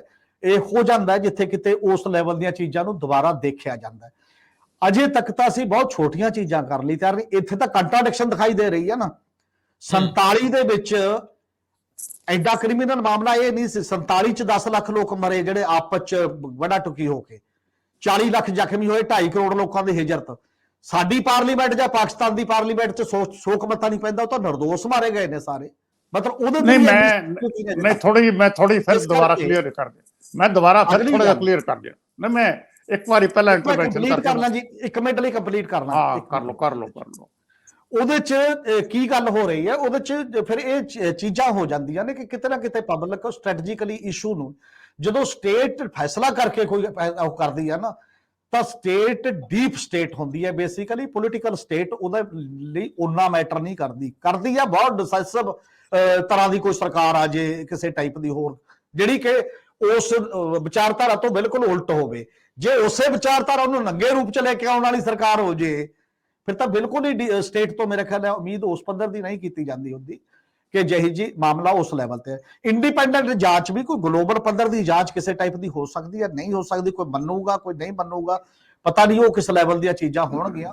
ਪਰ ਇਹ ਲੰਮੇ ਦੌਰ ਨੇ ਮੇਰੇ ਖਿਆਲ, ਜਿਵੇਂ ਪੰਜਾਬ ਤੇ ਕੇਂਦਰ ਚੱਲ ਰਿਹਾ ਹੈ, ਪੰਜਾਬ ਦੇ ਜਿਹੜੇ ਸ਼ਹੀਦ ਨੇ ਉਹ ਕੇਂਦਰ ਦੇ ਸ਼ਹੀਦ ਨਹੀਂ ਮੰਨੇ ਜਾਂਦੇ, ਜਿਹੜੇ ਕੇਂਦਰ ਦੇ ਸ਼ਹੀਦ ਨੇ ਉਹਨੂੰ ਪੰਜਾਬ ਜਾਂ ਅਕਾਲ ਤਖਤ ਨਹੀਂ ਮੰਨਦਾ, ਬਹੁਤ ਨੂੰ ਉਹਨੂੰ ਵਿਰੋਧੀ ਮੰਨਦਾ। ਇਹ ਵਿੱਚ ਫਾਲਟ ਲਾਈਨਸ ਦੇ ਬਾਵਜੂਦ ਜਿਹੜੀਆਂ ਗੱਲਾਂ ਤੇ ਸਹਿਮਤੀ ਹੈ ਉਹਦੇ ਤੇ ਚੱਲੀ ਜਾ ਰਿਹਾ ਕੰਮ, ਫਾਲਟ ਲਾਈਨ 'ਚ ਵੀ ਰਹਿੰਦੀਆਂ ਨੇ ਤੇ ਬਾਕੀ ਚੀਜ਼ਾਂ ਵੀ ਚੱਲਦੀਆਂ ਨੇ। ਹਜੇ ਸਿਸਟਮ ਮੇਰਾ ਖਿਆਲ ਹੈ ਉਸੇ ਤਰੱਕੀ ਦੇ ਸਵਾਲ, ਅਜੇ ਪਾਵਰ ਸਟਰਕਚਰ ਨਹੀਂ ਬਦਲ ਰਿਹਾ ਸਾਡਾ ਕਿਸੇ ਵੀ ਮਾਮਲੇ 'ਚ, ਨਾ ਫੈਡਰਲ ਸਟਰਕਚਰ ਦੇ ਤੌਰ ਤੇ ਤਾਕਤਾਂ ਕਿਸੇ ਨੂੰ ਮਿਲ ਰਹੀਆਂ ਨੇ, ਜਾਂ ਇੰਸਟੀਟਿਊਸ਼ਨ ਜੇ ਡੈਮੋਕ੍ਰੇਟਾਈਜ਼ ਇੰਡੀਆ ਹੋ ਜਾਣ ਕਿ ਉੱਥੇ ਪਾਵਰਫੁਲ ਹੋ ਰਹੀਆਂ ਨੇ, ਉਹਦੇ ਤੋਂ ਉਮੀਦ ਕੀਤੀ ਜਾ ਰਹੀ ਹੈ, ਜਾਂ ਪਾਰਲੀਮੈਂਟ ਤੇ ਵਿਧਾਨ ਸਭਾ ਦਾ ਕਿਰਦਾਰ ਬਦਲ ਰਿਹਾ ਹੈ, ਪੁਖਤਾ ਕਿਰਦਾਰ ਦੇ ਬੰਦੇ ਆ ਰਹੇ ਨੇ। ਸਾਰੀਆਂ ਚੀਜ਼ਾਂ ਸੀ ਕਹਿੰਦੇ ਉਦੋਂ ਗਰਾਫਟ 'ਚ ਜਾ ਰਹੀਆਂ ਨੇ ਪਹਿਲਾਂ ਦੇ ਕੰਪੈਰੀਟਿਵਲੀ ਵੀ ਸਗੋਂ। ਤਾਂ ਉਹਦੇ ਤੋਂ ਉਮੀਦ ਦੀ ਮੈਂ ਇਹ ਗੱਲ ਕਰਦਾ। ਉਹਦੇ ਬਾਵਜੂਦ ਮੈਂ ਸਟੈਂਡ ਲੈਂਦਾ ਕਿ ਸਭ ਨੂੰ ਜਾ ਕੇ ਪੂਰਾ ਧੜੱਲੇ ਨਾਲ ਕਹਿਣਾ ਚਾਹੀਦਾ ਔਰ ਕੋਸ਼ਿਸ਼ ਕਰਨੀ ਚਾਹੀਦੀ ਹੈ ਕਿ ਇਸ ਪਾਸੇ ਵੱਲ ਤੁਰਨਾ ਚਾਹੀਦਾ ਜ਼ਰੂਰ, ਘੱਟੋ ਘੱਟ। ਸਰਦਾਰ ਜਗਤਾਰ ਸਿੰਘ, ਮੈਂ ਤਾਂ ਬੇਸਿਕ ਜੀ ਗੱਲ ਕਰ ਰਿਹਾ ਹਾਂ। ਇਹ ਸਟੇਟਮੈਂਟ ਪ੍ਰਾਈਮ ਮਿਨਿਸਟਰ ਦੀ ਹੈ, ਫਲੋਰ ਆਫ ਦੀ ਹਾਊਸ ਹੈ। ਮੈਂ ਇਹ ਬਿਲਕੁਲ ਨਹੀਂ ਕਹੂੰਗਾ ਕਿ ਨਾਨ ਸੀਰੀਅਸ ਹੈ। ਨਰਿੰਦਰ ਮੋਦੀ ਨਾਨ ਸੀਰੀਅਸ ਹੋ ਸਕਦਾ ਹੈ, ਭਾਵੇਂ 2 ਘੰਟੇ 13 ਮਿੰਟ ਦੀ ਸਪੀਚ ਕਿਹਾ ਜਾ ਰਿਹਾ ਹੈ ਕਿ ਬਿਲਕੁਲ ਨਾਨ ਸੀਰੀਅਸ ਹੈ, ਬਿਲਕੁਲ ਵੱਖਰਾ ਇਸ਼ੂ ਹੈ। ਜਦੋਂ ਤੁਸੀਂ ਇਸ਼ੂ ਬੇਸਡ ਗੱਲ ਕਰਦੇ ਹੋ ਔਰ ਪ੍ਰਾਈਮ ਮਿਨਿਸਟਰ ਦੇ ਮੂੰਹੋਂ ਕੁਝ ਆਉਂਦਾ ਹੈ, deep state or no deep state, ਉਹ ਇਸ਼ੂ ਬਿਲਕੁਲ ਵੱਖਰੇ ਹੈਗੇ। ਉਹਦੇ ਵਿੱਚ ਤਾਂ ਬਹੁਤ ਕੁਝ ਇਨਵੋਲਵ ਹੈ, ਉਹੀ ਪਾਲਿਸੀ ਲਗਾਤਾਰ ਚੱਲਦੀ ਹੁੰਦੀ ਹੈ। ਪਾਕਿਸਤਾਨ ਦੇ ਬਾਰੇ ਵੀ ਉਹੀ ਪਾਲਿਸੀ ਚੱਲ ਰਹੀ ਹੈ, ਕੋਈ ਐਸੀ ਗੱਲ ਨਹੀਂ। ਤੇ ਉਦੋਂ ਫਿਰ ਇਹ ਮੰਗਣਾ ਬਣਦਾ ਹੈ ਕਿ ਸਰਕਾਰ ਮਾਫੀ ਮੰਗੇ ਉਸ ਕੇਸ ਦੀ। ਜਦੋਂ PM ਖੁਦ ਕਹਿ ਰਿਹਾ ਹੋਵੇ ਔਰ ਫਲੋਰ ਆਫ ਦੀ ਹਾਊਸ ਕਹਿ ਰਿਹਾ ਹੋਵੇ ਕਿ ਮਿਸਟਰ ਗਾਂਧੀ ਨੇ ਗਲਤੀ ਕੀਤੀ ਹੈ, ਸਰਕਾਰ ਨੇ ਗਲਤੀ ਕੀਤੀ ਹੈ, ਤਾਂ ਲੌਜੀਕਲ ਅਗਲੇ ਨੈਕਸਟ ਸਟੈਪ ਇਹ ਹੈ ਕਿ ਸਰਕਾਰ ਉਹਦੇ ਵਾਸਤੇ ਮਾਫੀ ਮੰਗੇ। ਇਹ ਨਹੀਂ ਕਿ ਇਹ ਸੀਰੀਅਸ ਸੀ ਜਾਂ ਨਹੀਂ ਸੀ। ਸਵਾਲ ਇਹਦੇ ਨਾਲ ਇੱਕ ਜੁੜਦਾ ਹੈ, ਬੜੀ ਸੰਕੀਰਨਤਾ ਵਾਲਾ ਸਵਾਲ ਕਰਨ ਲੱਗਿਆ। ਮੈਂ ਛੋਟੀ ਸੋਚ ਵਾਲਾ ਮੰਨਿਆ ਜਾਊਂਗਾ ਇਹਦੇ ਵਿੱਚ, ਕਿਉਂਕਿ ਗੁਰੂ ਦਾ ਫਲਸਫਾ ਹੈ, ਸਾਡੇ ਗੁਰੂ ਨਾਨਕ ਸਾਹਿਬ ਨੇ ਸਮੁੱਚੀ ਲੋਕਾਈ ਨੂੰ ਕਲਾਵੇ 'ਚ ਲਿਆ। ਮੈਂ ਸਿਰਫ ਮਤਲਬ ਪ੍ਰਸਤੀ, ਖੁਦਗਰਜੀ ਇੱਕ ਸਿੱਖ ਹੁੰਦੀ ਹੈ। ਜਦੋਂ ਕਿਧਰੇ ਕੋਈ ਸਟੇਟ ਤੁਹਾਡੇ ਨਾਲ ਥੋੜੀ ਝੁਕ ਰਹੀ ਹੋਵੇ ਤਾਂ ਉਹਦਾ ਮੁੱਲ ਥੋੜਾ ਜਿਹਾ ਵੱਟ ਲੈਣਾ ਚਾਹੀਦਾ। ਪ੍ਰਧਾਨ ਮੰਤਰੀ ਜੇਕਰ ਮੌਕਾ ਬਾ ਮੌਕਾ ਥੋੜਾ ਜਿਹਾ ਇਹ ਸ਼ੋਅ ਕਰਦੇ ਆ ਵੀ ਇੱਕ ਘੱਟ ਗਿਣਤੀ ਨੂੰ ਨਾਲ ਲੈ ਕੇ ਚੱਲਿਆ ਜਾਵੇ। ਵੈਸੇ ਤਾਂ ਹਾਂ ਦਾ ਨਾਰਾ ਸਾਰਿਆਂ ਲਈ ਮਾਰਨਾ ਚਾਹੀਦਾ, ਪਰ ਜੇਕਰ ਇਸ ਤਰ੍ਹਾਂ ਦੇ ਮੌਕੇ ਆਉਂਦੇ ਨੇ ਹਿਸਟਰੀ ਦੇ ਵਿੱਚ ਤਾਂ ਲੀਡਰਸ਼ਿਪ, ਹਾਲਾਂਕਿ ਹੁਣ ਤਾਂ ਲੀਡਰਸ਼ਿਪ ਦਾ ਖੜਾ ਹੈ ਪੰਜਾਬ ਦੇ ਵਿੱਚ, ਹੁਣ ਲੀਡਰਸ਼ਿਪ ਹੈ ਹੀ ਨਹੀਂ, ਕੌਣ ਜਾ ਕੇ ਗੱਲ ਕਰੂਗਾ, ਕੋਈ ਨਹੀਂ। ਮੈਂ ਤੁਹਾਡੇ ਤੋਂ ਇਹੀ ਸਮਝਣਾ ਚਾਹੁੰਦਾ ਕਿ ਮੌਕਿਆਂ ਦਾ ਫਾਇਦਾ ਉਠਾਉਣਾ ਚਾਹੀਦਾ ਕਦੇ। ਜਿੱਦਾਂ ਪਾਰਲੀਮੈਂਟ ਦੇ ਵਿੱਚ ਹਰਸਿਮਰਤ ਕੌਰ ਬਾਦਲ ਨੇ ਕਿਹਾ ਸਾਡੇ ਬੰਦੀ ਸਿੱਖਾਂ ਬਾਰੇ ਦੱਸੋ, ਕੱਲ ਵੀ ਪਰਸੋਂ ਵੀ ਉਹਨਾਂ ਨੇ ਇਹ ਗੱਲਾਂ ਕੀਤੀਆਂ ਸੀਗੀਆਂ, ਪਰ ਬਹੁਤਾ ਉਹਨਾਂ ਨੂੰ ਸੀਰੀਅਸ, ਸ਼ਾਇਦ ਬਹੁਤੇ ਵੱਡੇ ਕੱਦ ਦੇ ਉਹ ਲੀਡਰ ਨਹੀਂ। ਇਸੇ ਤਰ੍ਹਾਂ ਨਾਲ ਜੇ ਸ਼੍ਰੋਮਣੀ ਕਮੇਟੀ ਦੇ ਵਿੱਚ ਵੀ ਹੁਣ ਦੇਖਿਆ ਜਾਵੇ, ਕਈ ਮੌਕੇ ਆਏ। ਅੱਜ ਜਿੱਦਾਂ ਮਨਜਿੰਦਰ ਸਿੰਘ ਸਿਰਸਾ ਜਾ ਕੇ ਮੌਕੇ ਤੇ ਫੈਸਲਾ ਕਰਾ ਕੇ ਆਉਂਦੇ ਆ ਕਿ ਉੱਥੇ ਹਜ਼ੂਰ ਸਾਹਿਬ ਦੇ ਪ੍ਰਬੰਧਕ ਨੂੰ ਬਦਲਿਆ ਜਾਂਦਾ, ਆਮ ਤੌਰ ਤੇ ਰੌਲੇ ਪੈਂਦੇ ਆ, 2-4 ਮਹੀਨੇ ਚੱਲਦਾ ਹੀ ਰਹਿੰਦਾ ਹੁੰਦਾ, ਛੇਤੀ ਬਦਲਦਾ ਉਹਨਾਂ। ਜੇਕਰ ਕੋਈ ਥੋੜਾ ਜਿਹਾ ਝੁਕਾਅ ਰੱਖ ਰਿਹਾ, ਉਹਨੂੰ ਵਰਤ ਲੈਣਾ ਚਾਹੀਦਾ ਕਦੇ। ਬਿਲਕੁਲ ਵਰਤਣਾ ਚਾਹੀਦਾ। ਇਹ ਗੱਲ ਇੰਨੀ ਸਿੰਪਲ ਨਹੀਂ ਹੈ ਕਿ ਪੀਐਮ ਨੇ ਇੱਕਦਮ ਗੱਲ ਕਰਤੀ ਹਾਊਸ ਦੇ ਵਿੱਚ, ਉਹਦੇ ਪਿੱਛੇ ਕੋਈ ਥਿੰਕਿੰਗ ਹੈਗੀ ਹੈ। ਪੀਐਮ ਬੋਲ ਰਿਹਾ ਹੋਵੇ ਤੇ ਉਹਦੇ ਪਿੱਛੇ ਕੋਈ ਵਿਚਾਰ ਡੀਪ ਨਾ ਹੋਵੇ, ਇਹ ਤਾਂ ਪੋਸੀਬਲ ਨਹੀਂ ਹੁੰਦਾ। ਗੱਲ ਕਰਨ ਦਾ ਸਟਾਈਲ ਜੋ ਮਰਜ਼ੀ ਹੋਵੇ, ਮੇਰੇ ਖਿਆਲ ਦੇ ਵਿੱਚ ਜਿਹੜੇ ਨੈਸ਼ਨਲ ਲੈਵਲ ਤੇ ਜਾਂ ਇੰਟਰਨੈਸ਼ਨਲ ਲੈਵਲ ਤੇ ਜਿਹੜਾ ਹੁਣ ਇੱਕ ਪਰਸੈਪਸ਼ਨ ਬਣੀ ਹੋਈ ਹੈ, ਜਦੋਂ ਇਹ ਸਿਆਸਤ ਹੋਵੇ ਐਂਟੀ ਮੁਸਲਿਮ ਇੱਕ ਨੈਰੇਟਿਵ ਬਿਲਡ ਕਰਕੇ 2024 ਦੀ ਇਲੈਕਸ਼ਨ ਜਿੱਤਣ ਦੀ ਕੋਸ਼ਿਸ਼ ਹੋਵੇ ਔਰ ਗਲੋਬਲ ਲੈਵਲ ਤੇ ਇਸ ਸਿਆਸਤ ਦਾ ਨੋਟਿਸ ਲਿਆ ਜਾ ਰਿਹਾ ਹੋਵੇ, ਤੇ ਉਦੋਂ ਇਹ ਇੱਕ ਮਾਈਨੋਰਿਟੀ ਜਿਹੜੀ ਬਹੁਤ ਅਗਰੈਸਿਵ ਵੀ ਹੈ ਤੇ ਡਾਇਨਾਮਿਕ ਵੀ ਹੈ, ਸਿੱਖ ਬੀਜੇਪੀ, ਉਹਨਾਂ ਨੂੰ ਨਾਲ ਲੈਣ ਦੀ ਕੋਸ਼ਿਸ਼ ਕਰ ਰਹੀ ਹੋ ਸਕਦੀ ਹੈ। ਇਹਦੇ ਵਿੱਚ ਪੀਐਮ ਦੀ ਗੱਲ ਇਹ ਇੰਨੀ ਸਿੰਪਲ ਜੀ ਨਹੀਂ ਹੈ ਕਿ ਉਹਨਾਂ ਨੇ ਗੱਲ ਕਰਤੀ, ਇਹਦੇ ਪਿੱਛੇ ਇੱਕ ਸੋਚੀ ਸਮਝੀ ਬਿਲਕੁਲ ਡਿਜ਼ਾਈਨ ਹੈ ਕਿ ਸਿੱਖਾਂ ਨੂੰ ਨਾਲ ਕਿਵੇਂ ਲੈਣਾ ਹੈ, ਇੱਕ ਅਪੀਜ਼ਮੈਂਟ ਸਿੱਖਾਂ ਦੀ ਕਿਵੇਂ ਕਰਨੀ ਹੈ, ਇਹਨਾਂ ਨੂੰ ਨਾਲ ਲੈ ਕੇ ਚੱਲੋ ਤਾਂ ਕਿ ਜਿਹੜਾ ਗਲੋਬਲ ਲੈਵਲ ਤੇ ਜਾਂ ਹਿੰਦੁਸਤਾਨ ਦੇ ਵਿੱਚ ਵੀ ਇਹ ਇੰਪ੍ਰੈਸ਼ਨ ਹੈ ਕਿ ਬੀਜੇਪੀ ਐਂਟੀ ਮਾਈਨੋਰਿਟੀ ਹੈ, ਉਹਨੂੰ ਬਲੰਟ ਕੀਤਾ ਜਾ ਸਕੇ। ਖਤਮ ਨਹੀਂ ਹੁੰਦਾ, ਬਲੰਟ ਕਰਨ ਦੀ ਗੱਲ ਹੈ। ਔਰ ਅਕਾਲੀ ਦਲ ਨੇ ਕਦੇ ਵੀ ਆਪਣੇ ਅਲਾਇੰਸ ਦੇ ਦੌਰਾਨ ਇਸ ਪਾਲਿਸੀ ਨੂੰ ਕਦੇ ਵੀ ਕ੍ਰਿਟਿਸਾਈਜ਼ ਨਹੀਂ ਕੀਤਾ। ਜੀ ਸਰਦਾਰ ਹਰਮੀਤ ਸਿੰਘ ਜੀ, ਬੜੀ ਚਤੁਰਾਈ ਨਾਲ ਇਹ ਮਾਮਲਾ ਅੱਗੇ ਜਦੋਂ ਵਧਾਇਆ ਜਾਂਦਾ ਹੈ ਤਾਂ ਇੰਜ ਵੀ ਹੈ ਕਿ ਜਦੋਂ ਵੀ ਪ੍ਰਧਾਨ ਮੰਤਰੀ ਦੂਜੇ ਦੇਸ਼ਾਂ 'ਚ ਗਏ ਆ, ਔਰ ਕਿਉਂਕਿ ਹਰੇਕ ਦੇਸ਼ ਦੇ ਵਿੱਚ ਸਿੱਖ ਪ੍ਰਭਾਵਸ਼ਾਲੀ ਨੇ ਔਰ ਦੂਤ ਘਰਾਂ ਦੇ ਬਾਹਰ ਵੱਖ-ਵੱਖ ਮੌਕਿਆਂ ਤੇ ਪ੍ਰਦਰਸ਼ਨ ਹੁੰਦੇ ਆ, ਕਿਸਾਨੀ ਮੂਵਮੈਂਟ ਤੋਂ ਬਾਅਦ ਵੀ ਜ਼ਿਆਦਾ ਥੋੜਾ ਤੇਜ਼ੀ ਇਹ 'ਚ ਆਈ, ਤੇ ਉਹ ਇੱਕ ਧਿਰ ਨੂੰ ਜਿਵੇਂ ਹੌਲੀ ਜਿਹੀ ਪਲੋਸਣ ਵਾਲੀ ਗੱਲ ਹੁੰਦੀ ਹੈ, ਇੱਕ ਤਹਿ ਰਣਨੀਤੀ ਦੇ ਤਹਿਤ ਵੀ ਚੀਜ਼ਾਂ ਹੋ ਜਾਂਦੀਆਂ ਜੀ ਵੀ ਆਪਾਂ ਇਹਨਾਂ ਨੂੰ ਥੋੜਾ ਜਿਹਾ ਜ਼ਰੂਰ ਨਾਲ ਲੈ ਲਈਏ, ਔਰ ਜਿਹੜੇ ਇੰਟਰਨੈਸ਼ਨਲ ਪੱਧਰ ਤੇ ਵਿਰੋਧ ਸ਼ਾਇਦ ਥੋੜੇ ਜਿਹੇ ਘਟਾਏ ਜਾ ਸਕਦੇ ਹੁੰਦੇ ਜੀ। ਨਹੀਂ, ਮੈਨੂੰ ਇਹ ਲੱਗਦਾ ਕਿ ਇਹਦੇ ਚੋਂ ਫੈਸਲਾ ਕੀ ਨੇ ਕਰਨਾ। ਮੈਨੂੰ ਤਾਂ ਇਹ ਲੱਗਿਆ ਜਾਂਦਾ ਕਿ ਜਦੋਂ ਵੀ ਇਹ ਸਗੋਂ ਗੱਲਾਂ ਹੁੰਦੀਆਂ ਨੇ, ਪਹਿਲਾਂ ਹੀ ਸਿੱਖ ਆਪਦੀ ਫਿਲਾਸਫੀ ਤੋਂ ਥਿੜਕੇ ਹੋਏ ਨੇ ਤੇ ਹੋਰ ਥਿੜਕ ਜਾਣ ਜਿੱਧਰ ਵੀ ਜਾ ਕੇ। ਬਾਬਾ ਨਾਨਕ ਦੀ ਫਿਲਾਸਫੀ ਜਿਹੜੀ ਸਟਾਰਟਿੰਗ ਤੋਂ ਆਉਂਦੀ ਹੈ, 10 ਗੁਰੂਆਂ ਦਾ ਕਿਰਦਾਰ ਜਿਸ ਹੱਦ ਤੱਕ ਆਉਂਦਾ ਲਗਾਤਾਰ ਉਸ ਸਾਰੇ ਮਾਮਲੇ ਦੇ ਵਿੱਚ, ਉਦੋਂ ਬਾਅਦ ਸਿੱਖਾਂ ਦੀ ਮਿਸ਼ਨਾਂ ਦੇ ਰੂਪ ਦੇ ਵਿੱਚ ਲੜਾਈ ਜਿੰਨੇ ਪੱਧਰ ਦੇ ਉੱਤੇ ਆਉਂਦੀ ਹੈ, ਉਹ ਆਪਦੀ ਲੜਾਈ ਸੀ, ਇਕੱਲੇ ਤੌਰ ਤੇ ਆਪਦੀ ਲੜਾਈ ਹੈ। ਉਹ ਤਾਂ ਸਾਹਿਬਜ਼ਾਦਿਆਂ ਨੂੰ ਵੀ ਕਹਿੰਦੇ ਸੀ ਇੱਧਰ ਰਾਜ ਕਰੋ ਆਪਣਾ, ਤੁਸੀਂ ਕਾਹਨੂੰ ਇਹ ਪੰਗੇ 'ਚ ਪੈਂਦੇ ਹੋ। ਗੁਰੂ ਨੂੰ ਕਹਿ ਰਿਹਾ ਸੀਗਾ ਸੈਟਅਪ ਕਿ ਕਿਤੇ ਨਾ ਕਿਤੇ ਕੰਪਰੋਮਾਈਜ਼ ਹੋ ਸਕਦਾ ਲੋਕਲ ਲੈਵਲ ਤੇ, ਤੁਸੀਂ ਉਸ ਪੰਗੇ 'ਚ ਕਿਉਂ ਪੈਂਦੇ ਹੋ। ਤੇ ਈਵਨ ਅਕਾਲੀਆਂ ਨੂੰ ਵੀ ਆਫਰ ਆ ਉਦੋਂ 75 'ਚ ਤੁਸੀਂ ਨਾ ਲੜਦੇ ਉਸ ਲੈਵਲ ਦਾ, ਤਾਂ ਸ਼ਾਇਦ ਅਕਾਲੀਆਂ ਨਾਲ ਕਾਂਗਰਸ ਦਾ ਉਹਨਾਂ ਪੰਗਾ ਹੀ ਨਾ ਪੈਂਦਾ। ਉਦੋਂ ਬਾਅਦ ਵੀ ਲਗਾਤਾਰ ਜੇਕਰ ਉਸ ਲੈਵਲ ਦੇ ਉੱਤੇ ਨਾ ਆਉਂਦਾ ਕਿ ਨਹੀਂ ਜੀ ਇਹ ਜੇ ਐਮਰਜੈਂਸੀ ਸਾਰਿਆਂ ਲਈ ਹੈ ਤੇ ਛੱਡ ਤਾਂ ਲੜਨਾ ਇੱਕ ਸੇਵਾ। ਇਹ ਉਹੀ ਜਿਹੀ ਗੱਲ ਤਾਂ ਨਹੀਂ ਕਿਤੇ ਜਦੋਂ ਇੱਕ ਫੈਸਲਾ ਕਰਦੇ ਨੇ ਕੁਝ ਲੋਕ ਕਿ ਇੱਥੇ ਸਿੱਖ ਭੁੱਖੇ ਮਰਦੇ ਨੇ, ਤੁਸੀਂ ਕਦੇ ਰਹੰਗੀਆ ਚਲੇ ਜਾਂਦੇ ਹੋ, ਕਦੇ ਕਿਤੇ ਚਲੇ ਜਾਂਦੇ ਹੋ ਭੋਜਨ ਲੈ ਕੇ, ਕਦੇ ਫਲਾਨਾ, ਕਦੇ ਹੜ ਆ ਗਿਆ, ਕਿਉਂ ਕਰਦੇ ਹੋ। ਇਹ ਸੋਚ 'ਚ ਸੰਕੀਰਨਪਣਤਾ ਨਹੀਂ ਲਿਆਂਦਾ ਜਾ ਰਿਹਾ ਉਸ ਸਾਰੇ ਮਾਮਲੇ ਦੇ ਵਿੱਚ। ਸਿੱਖ ਗਿਣਤੀ ਦੇ ਤੌਰ ਤੇ ਨਹੀਂ, ਉਹਦੇ ਕਿਰਦਾਰ ਤੇ ਬੁਲੰਦੀਆਂ ਦੇ ਤੌਰ ਤੇ ਜਾਣਿਆ ਗਿਆ ਹਮੇਸ਼ਾ। ਉਹਦਾ ਅਸਰ ਆਪਣੇ ਕਿਤੇ ਆਪਣੇ ਬਿੱਤ ਤੋਂ ਕਿਤੇ ਚੌੜਾ ਰਿਹਾ। ਉਹ ਚੌੜਾ ਤਾਂ ਰਿਹਾ ਕਿ ਉਹ ਜਿਹੜੇ ਧਰਾਤਲ ਤੇ ਖੜਾ ਹੈ, ਜਿਹੜੀ ਜ਼ਮੀਨ ਤੇ ਖੜਾ, ਉੱਡੀ ਪੁਖਤਾ ਜ਼ਮੀਨ ਕਿਸੇ ਕੋਲ ਨਹੀਂ ਹੁੰਦੀ, ਉਹਦਾ ਧਰਾਤਲ ਕਿਸੇ ਕੋਲ ਨਹੀਂ ਹੁੰਦਾ। ਜੇ ਹੁਣ ਉਹ ਮਾਰਦੇ ਨੇ, ਉਹ ਅਜੇ ਉਹਨਾਂ ਨੂੰ ਮਾਰਦੇ ਨੇ, ਕੱਲਾ ਕਮਿਊਨਿਸਟਾਂ ਨੂੰ ਅੰਦਰ ਬੰਦ ਕਰਦੇ ਨੇ, ਸਿੱਖਾਂ ਨਾਲ ਨੇੜਤਾ ਰੱਖਦੇ ਨੇ, ਆਪਾਂ ਨੂੰ ਫਾਇਦਾ ਲੈ ਲਓ ਜੀ। ਤਾਂ ਉਹੀ ਹਾਲ ਹੈ ਜਿਹੜੀ ਉਹ ਪਾਦਰੀ ਵਾਲੀ ਕਵਿਤਾ ਦੀ ਮੈਂ ਗੱਲ ਕੀਤੀ ਸੀ ਕਿ ਪਹਿਲਾਂ ਉਹ ਸੋਸ਼ਲਿਸਟਾਂ ਲਈ ਆਏ, ਮੈਂ ਸੋਸ਼ਲਿਸਟ ਨਹੀਂ ਸੀ, ਫਿਰ ਉਹ ਟ੍ਰੇਡ ਯੂਨੀਅਨਿਸਟਾਂ ਲਈ ਆਏ, ਮੈਂ ਟ੍ਰੇਡ ਯੂਨੀਅਨਿਸਟ ਨਹੀਂ ਸੀ, ਫਿਰ ਉਹ ਯਹੂਦੀਆਂ ਲਈ ਆਏ, ਮੈਂ ਯਹੂਦੀ ਨਹੀਂ ਸੀ, ਜਦ ਮੇਰੇ ਲਈ ਆਏ ਮੇਰੇ ਨਾਲ ਵੀ ਕੋਈ ਨਹੀਂ ਸੀ। ਇਸ ਲਈ ਅਸੂਲਨ ਮਾਮਲੇ ਅਸੂਲਾਂ ਤੋਂ ਤੈਅ ਹੋਣਗੇ। ਜ਼ਿੰਦਗੀ 'ਚ ਨੁਕਸਾਨ ਵੀ ਹੁੰਦੇ ਨੇ ਟੈਂਪਰੇਰੀ, ਪਰ ਇਨਦੀ ਲੌਂਗ ਰਨ ਤੁਸੀਂ ਐਸਟੈਬਲਿਸ਼ ਕਰਦੇ ਹੋ ਕਿ ਇੱਕ ਅਲੱਗ ਅਸੂਲਾਂ ਵਾਲਾ ਗਰੁੱਪ ਹੈ, ਪਾਰਟੀ ਹੈ, ਭਾਈਚਾਰਾ ਹੈ। ਤੇ ਨਹੀਂ ਤਾਂ ਜੇ ਉਸ ਫਾਇਦੇ 'ਚ ਆ ਕੇ ਜਿਹੜਾ ਇੱਕ ਸੈਟਅਪ ਹੁੰਦਾ ਉਹ ਸ਼ਾਇਦ ਅਲੱਗ। ਹਾਂ, ਇਲੈਕਟੋਰਲ ਡੈਮੋਕ੍ਰੇਸੀ ਅਲੱਗ ਹੁੰਦੀ ਹੈ, ਜਦੋਂ ਤੁਹਾਡੇ ਉੱਥੇ ਜਾਂਦੇ ਹੋ ਉਹਦੇ ਨਾਲ ਕੋਈ ਅਲਾਇੰਸ ਹੁੰਦਾ, ਉਹਦੇ 'ਚ ਕੋਈ ਮਿਨਿਸਟਰੀ ਲੈ ਕੇ ਮਿਨੀਮਮ ਫਾਇਦਾ ਕੋਈ ਇੱਧਰ ਉੱਧਰਲਾ ਹੋ ਸਕਦਾ। ਜਿਹੜੇ ਸਟ੍ਰੈਟਜੀਕਲ ਇਸ਼ੂ ਦੇ ਫਾਇਦੇ ਨੁਕਸਾਨ ਨੇ ਨਾ, ਉਹ ਸ਼ਾਇਦ ਇਸ ਹਲਕੇਪਨ ਨਾਲ ਤੈਅ ਨਹੀਂ ਹੋ ਸਕਦੇ। ਜੇ ਹੋਣਗੇ ਤਾਂ ਤੁਸੀਂ ਅਦਰ ਦੈਨ ਇੱਕ ਉਹੀ ਜਿਹੀ ਕਮਿਊਨਿਟੀ, ਉਹਦੇ 'ਚ ਕੋਈ ਬਹੁਤ ਬੜਾ ਫਰਕ ਨਹੀਂ ਹੈ। ਫਿਰ ਆਪਣੇ ਲਈ ਵੀ ਨਹੀਂ ਲੜਿਆ ਜਾਣਾ, ਨਾ ਕਿਸੇ ਲਈ ਲੜਿਆ ਜਾਣਾ ਕਦੇ ਜੀ। ਗੱਲ ਇਹ ਕਿ ਆਪਾਂ ਨੂੰ ਦੇਖਣਾ ਪੈਣਾ ਹੈ ਕਿ ਪਿਛਲੇ 30 ਸਾਲ ਦੇ ਵਿੱਚ ਪ੍ਰੈਕਟਿਸ ਕੀ ਹੈ। ਜਦੋਂ ਪ੍ਰੈਕਟਿਸ ਦੇਖੋਗੇ ਤੇ ਸਾਰਾ ਸਿਨੈਰੀਓ ਬਿਲਕੁਲ ਡਿਫਰੈਂਟ ਨਜ਼ਰ ਆਉਂਦਾ ਹੈ। ਤੁਹਾਡੀ ਥਿਓਰੈਟੀਕਲ ਗੱਲ ਬਿਲਕੁਲ ਠੀਕ ਹੈ, ਲੇਕਿਨ ਪ੍ਰੈਕਟਿਸ ਤੇ ਉਹ ਖਰੀ ਨਹੀਂ ਉਤਰ ਰਹੀ ਹੈ ਇਸ ਵੇਲੇ। ਸਵਾਲ ਇਸੇ ਕਰਕੇ ਕ੍ਰਾਈਸਿਸ ਚੋਂ ਨਿਕਲਣ ਦਾ ਜ਼ਰੀਆ ਕੀ ਹੈ? ਹਾਂ, ਨਿਕਲਣ ਦਾ ਜ਼ਰੀਆ ਮੁੜ ਕੇ ਪੰਥਕ ਸਿਆਸਤ ਤੇ ਕਿਰਦਾਰ ਤੇ ਜਾਣਾ, ਜਾਂ ਨਿਕਲਣ ਦਾ ਜ਼ਰੀਆ ਸਰੈਂਡਰ ਕਰਕੇ, ਜਿਵੇਂ 30 ਸਾਲਾਂ ਤੋਂ ਸਰੈਂਡਰ ਕੀਤਾ ਤੇ ਉਹ ਸਰੈਂਡਰ ਰਹੇ। ਮੈਂ ਤਾਂ ਲਗਾਤਾਰ ਕਹਿਣਾ ਜੇ ਅਕਾਲੀ ਦਲ ਨੇ ਰਿਵਾਈਵ ਕਰਨਾ ਹੈ ਤੇ ਕੋਰ ਜਿਹੜੀ ਪੰਥਕ ਬੇਸ ਸੀ ਉੱਥੇ ਵਾਪਸ ਆਉਣਾ ਪੈਣਾ ਹੈ। ਬਾਕੀ ਸਾਰੀ ਸਿਆਸਤ ਉਹਦੇ ਇਰਦ ਗਿਰਦ ਘੁੰਮਦੀ ਹੈ, ਉਹ ਵੱਖਰਾ ਇਸ਼ੂ ਹੈਗਾ। ਮੈਂ 30 ਸਾਲ ਦੀ ਪ੍ਰੈਕਟਿਸ ਦੀ ਗੱਲ ਕਰ ਰਿਹਾ। ਇੱਕ ਸਵਾਲ ਹੋਰ ਵੀ ਹੈ ਕਿ ਫਿਲਾਸਫੀ, ਸਿਧਾਂਤ ਔਰ ਰਣਨੀਤੀ ਤਿੰਨਾਂ ਨੂੰ ਇਕਸਾਰ ਹੀ ਰੱਖਣਾ ਹੁੰਦਾ ਹੈ। ਫਿਲਾਸਫੀ ਤੇ ਕਾਇਮ ਰਹਿਣਾ, ਸਿਧਾਂਤਕ ਤੌਰ ਤੇ ਵੀ ਆਪਣੇ ਪੈਂਤੜੇ ਤੇ ਖੜੇ ਰਹਿਣਾ, ਰਣਨੀਤਿਕ ਤੌਰ ਤੇ ਫਾਰ ਦਾ ਟਾਈਮ ਬੀਇੰਗ ਜੇ ਕੋਈ ਪੈਂਤੜਾ ਲੈਣਾ ਪਵੇ ਤਾਂ ਉਹਨੂੰ ਕਿਵੇਂ ਮੰਨਿਆ ਜਾਵੇ? ਸਿਧਾਂਤ ਤੇ ਤਾਂ ਬਸ ਜਰਨੈਲ ਸਿੰਘ ਹੀ ਖੜਾ ਸੀ ਨਾ, ਫਿਰ ਮੁੜ ਕੇ ਗੱਲ ਉੱਥੇ ਫਿਰ ਆ ਜਾਂਦੀ ਹੈ। ਜਿਹੜੀ ਉਹਨਾਂ ਨੇ ਗੱਲ ਕੀਤੀ ਉਹ ਆਪਣੀ ਗੱਲ ਤੇ ਵੀ ਖੜੇ ਰਹੇ ਤੇ ਆਪਣੇ ਸਿਧਾਂਤ ਤੇ ਵੀ ਖੜੇ ਰਹੇ, ਤੇ ਕੀਮਤ ਫਿਰ ਦੇਣੀ ਪਈ ਹੈ। ਕੀਮਤ ਸਾਰਿਆਂ ਨੂੰ ਹੀ ਦੇਣੀ ਪਈ। ਸਿਧਾਂਤ ਉਹ ਵੀ ਹੈ, ਬਾਕੀ ਤਾਂ ਸਿਧਾਂਤ ਕੋਈ ਖੜਾ ਨਹੀਂ। ਇਹ ਵੀ ਐਗਜ਼ਾਮਪਲ ਹੈਗੀ ਹੈ। ਸਿਧਾਂਤ ਤੇ ਬਹੁਤ ਲੋਕ ਖੜੇ ਜੀ, ਲਗਾਤਾਰ ਇੰਨੇ ਲੋਕ ਮਰਦੇ ਨੇ, ਆਫਟਰ ਆਲ ਆਪਣੇ ਤਰੀਕੇ ਨਾਲ ਲੋਕ ਖੜੇ ਵੀ ਨੇ। ਮੈਂ ਵੱਡੇ ਅਕਾਲੀ ਲੀਡਰਾਂ ਦੀ ਗੱਲ ਕਰ ਰਿਹਾ ਹਮੀਰ, ਮੈਂ ਅਕਾਲੀ ਲੀਡਰਾਂ ਦੀ ਗੱਲ ਕਰ ਰਿਹਾ। ਹਾਂ ਉਹ ਠੀਕ ਹੈ, ਪਰ ਮੈਨੂੰ ਲੱਗਦਾ ਸਿਧਾਂਤ ਫਿਲਾਸਫੀ ਤੋਂ ਟੁੱਟੀ ਕੋਈ ਵੀ ਜਿਹੜੀ ਰਣਨੀਤੀ ਹੁੰਦੀ ਹੈ ਉਹ ਹਮੇਸ਼ਾ ਸਵਾਰਥ ਦੀ ਰਣਨੀਤੀ ਹੁੰਦੀ ਹੈ। ਉਹ ਤੁਹਾਡੇ ਕਿਰਦਾਰ ਦੀ ਉੱਥੇ ਵੱਲ ਲੈ ਜਾਂਦੀ ਹੈ। ਹਾਂ, ਟੈਕਟੀਕਲ ਨੀਤੀ ਦੇ ਤੌਰ ਤੇ ਕੋਈ ਗੱਲਾਂ ਹੁੰਦੀਆਂ ਨੇ, ਉਹ ਸਟ੍ਰੈਟਜੀ ਆਪਣੀ ਬਣਾ ਕੇ ਰੱਖਦੇ ਨੇ ਵੀ ਆਹ ਟੈਕਟੀਕਲ ਫੈਸਲਾ ਸਾਡਾ ਇੰਨੇ ਸਮੇਂ ਲਈ, ਇਸ ਲਈ ਅਸੀਂ ਇਹ ਡਿਸੀਜਨ ਕਰਦੇ ਹਾਂ।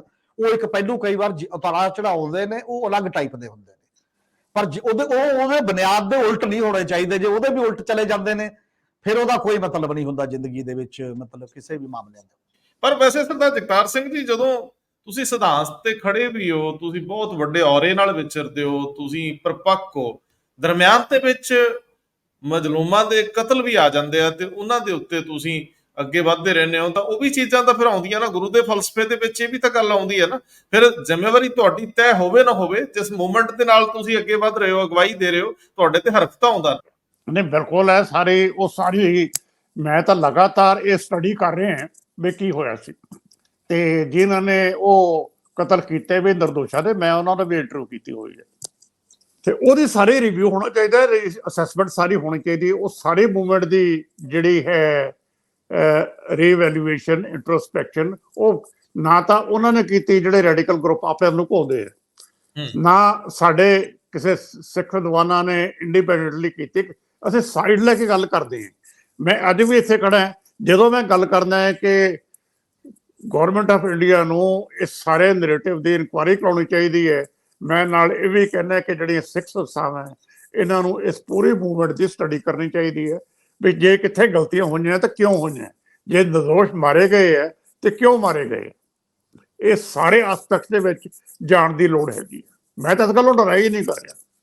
ਪਰ ਸਰਦਾਰ ਹਮੀਤ ਸਿੰਘ ਜੀ, ਜਦੋਂ ਕੋਈ ਬਹਿਸ ਛਿੜਦੀ ਆ ਤਾਂ ਫਿਰ ਉਹ ਬਹਿਸ ਸਨੱਬ ਕਰਤੀ ਜਾਂਦੀ ਹੈ। ਮਤਲਬ ਇਹਨਾਂ ਮੁੱਦਿਆਂ ਦੇ ਉੱਤੇ ਕੋਈ ਬੋਲਣ ਲਈ ਇਸ ਕਰਕੇ ਤਿਆਰ ਨਹੀਂ ਹੁੰਦਾ ਕਿਉਂਕਿ ਉਹਨੂੰ ਰੱਦ ਕਰਤਾ ਜਾਂਦਾ। ਇਹਨਾਂ ਮੁੱਦਿਆਂ ਦੇ ਉੱਤੇ ਕੋਈ ਖੋਜ ਲਈ ਤਿਆਰ ਨਹੀਂ ਹੁੰਦਾ ਕਿਉਂਕਿ ਉਹਨੂੰ ਤੁਸੀਂ ਫਤਵਾ ਜਾਰੀ ਕਰ ਦਿੰਦੇ ਹੋ। ਇਹਨਾਂ ਮੁੱਦਿਆਂ ਸਿੱਖਾਂ ਨੇ ਬਜਾਤੇ ਖੁਦ ਸੰਸਥਾਗਤ ਵੀ ਤੇ ਇੰਡੀਵਿਜੂਅਲ ਤੌਰ ਤੇ ਵੀ ਇਹਦਾ ਮੁਲਾਂਕਣ ਉਸ ਪੱਧਰ ਤੇ ਕੀਤਾ ਹੀ ਨਹੀਂ, ਕਿਉਂਕਿ ਤੁਹਾਨੂੰ ਆਪਣੇ ਬੰਦੇ, ਆਪਣੇ ਕਿਰਦਾਰ ਵੀ ਕਟਹਿਰੇ 'ਚ ਰੱਖਣੇ ਪੈਣਗੇ ਤੇ ਅਸੀਂ ਕਟਹਿਰੇ 'ਚ ਜਾਣ ਨੂੰ ਤਿਆਰ ਨਹੀਂ ਹੁੰਦੇ। ਨਹੀਂ, ਉਹ ਤਾਂ ਹੁੰਦਾ ਹੀ ਹੈ। ਜਿਹੜੇ ਨੂੰ ਲੱਗਦਾ ਹੁੰਦਾ ਕਿ ਕੋਈ ਪਰਦੇ ਉਲਗੜਨਗੇ, ਮੇਰਾ ਵੀ ਉਹਦੇ 'ਚ ਰੋਲ ਜਿੰਨਾ ਕੁ ਆਊਗਾ, ਤਾਂ ਉਹ ਨਾਰਮਲੀ ਕੋਸ਼ਿਸ਼ ਹੁੰਦੀ ਹੈ ਵੀ ਨਾ ਹੋਵੇ। ਇਹ ਤਾਂ ਜਾਂ ਤਾਂ ਫਿਰ ਉਹ ਧਿਰ ਕਰਦੀ ਹੈ ਜਿਹੜੀ ਇਮਾਨਦਾਰੀ ਨਾਲ ਜੂਝਦੀ ਹੁੰਦੀ ਹੈ ਤੇ ਸਫਲ ਨਹੀਂ ਹੁੰਦੀ, ਫਿਰ ਉਹ ਪਿੱਛੇ ਹਟ ਕੇ ਕਰਦੀ ਹੈ ਵੀ ਯਾਰ ਇਹਦੇ 'ਚ ਆਪਾਂ ਨੂੰ ਘੱਟੋ ਘੱਟ ਆਪਾਂ ਇੰਨੀਆਂ ਕੁਰਬਾਨੀਆਂ ਦਿੱਤੀਆਂ, ਕੌਣ ਵਰਤ ਗਿਆ, ਕੀ ਹੋ ਗਿਆ, ਕੀ ਨਹੀਂ, ਜਾਊ ਕਰਦੀ ਹੈ।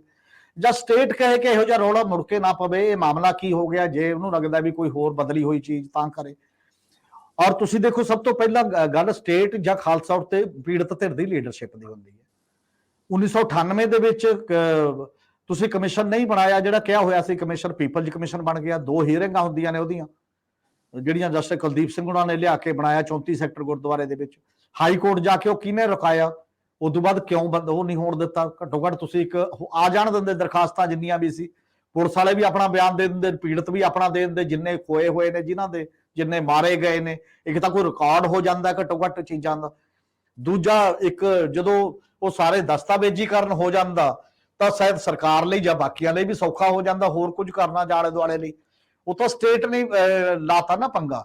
ਗਵਰਨਮੈਂਟ ਆਫ ਇੰਡੀਆ ਨੇ ਵੀ ਕੀ ਹੋ ਸਕਦਾ ਦਿੱਤੀ ਹੋਵੇ। ਅਕਾਲੀਆਂ ਨੇ 97 ਦੇ ਮੈਨੀਫੈਸਟੋ 'ਚ ਪਾਇਆ ਸੀ, ਉਦੋਂ ਬਾਅਦ ਹੀ ਬਾਦਲ ਸਾਹਿਬ ਕਹਿਣ ਲੱਗੇ ਛੱਡੋ ਜੀ, ਹੁਣ ਜਿਹੜੇ ਜ਼ਖਮ ਕਿਉਂ ਛੇੜਨੇ ਨੇ, ਕਿਉਂ ਮੁੜ ਕੇ ਇਹ ਗੱਲਾਂ ਕਰਨੀਆਂ ਨੇ, ਰਹਿਣ ਦਿਓ।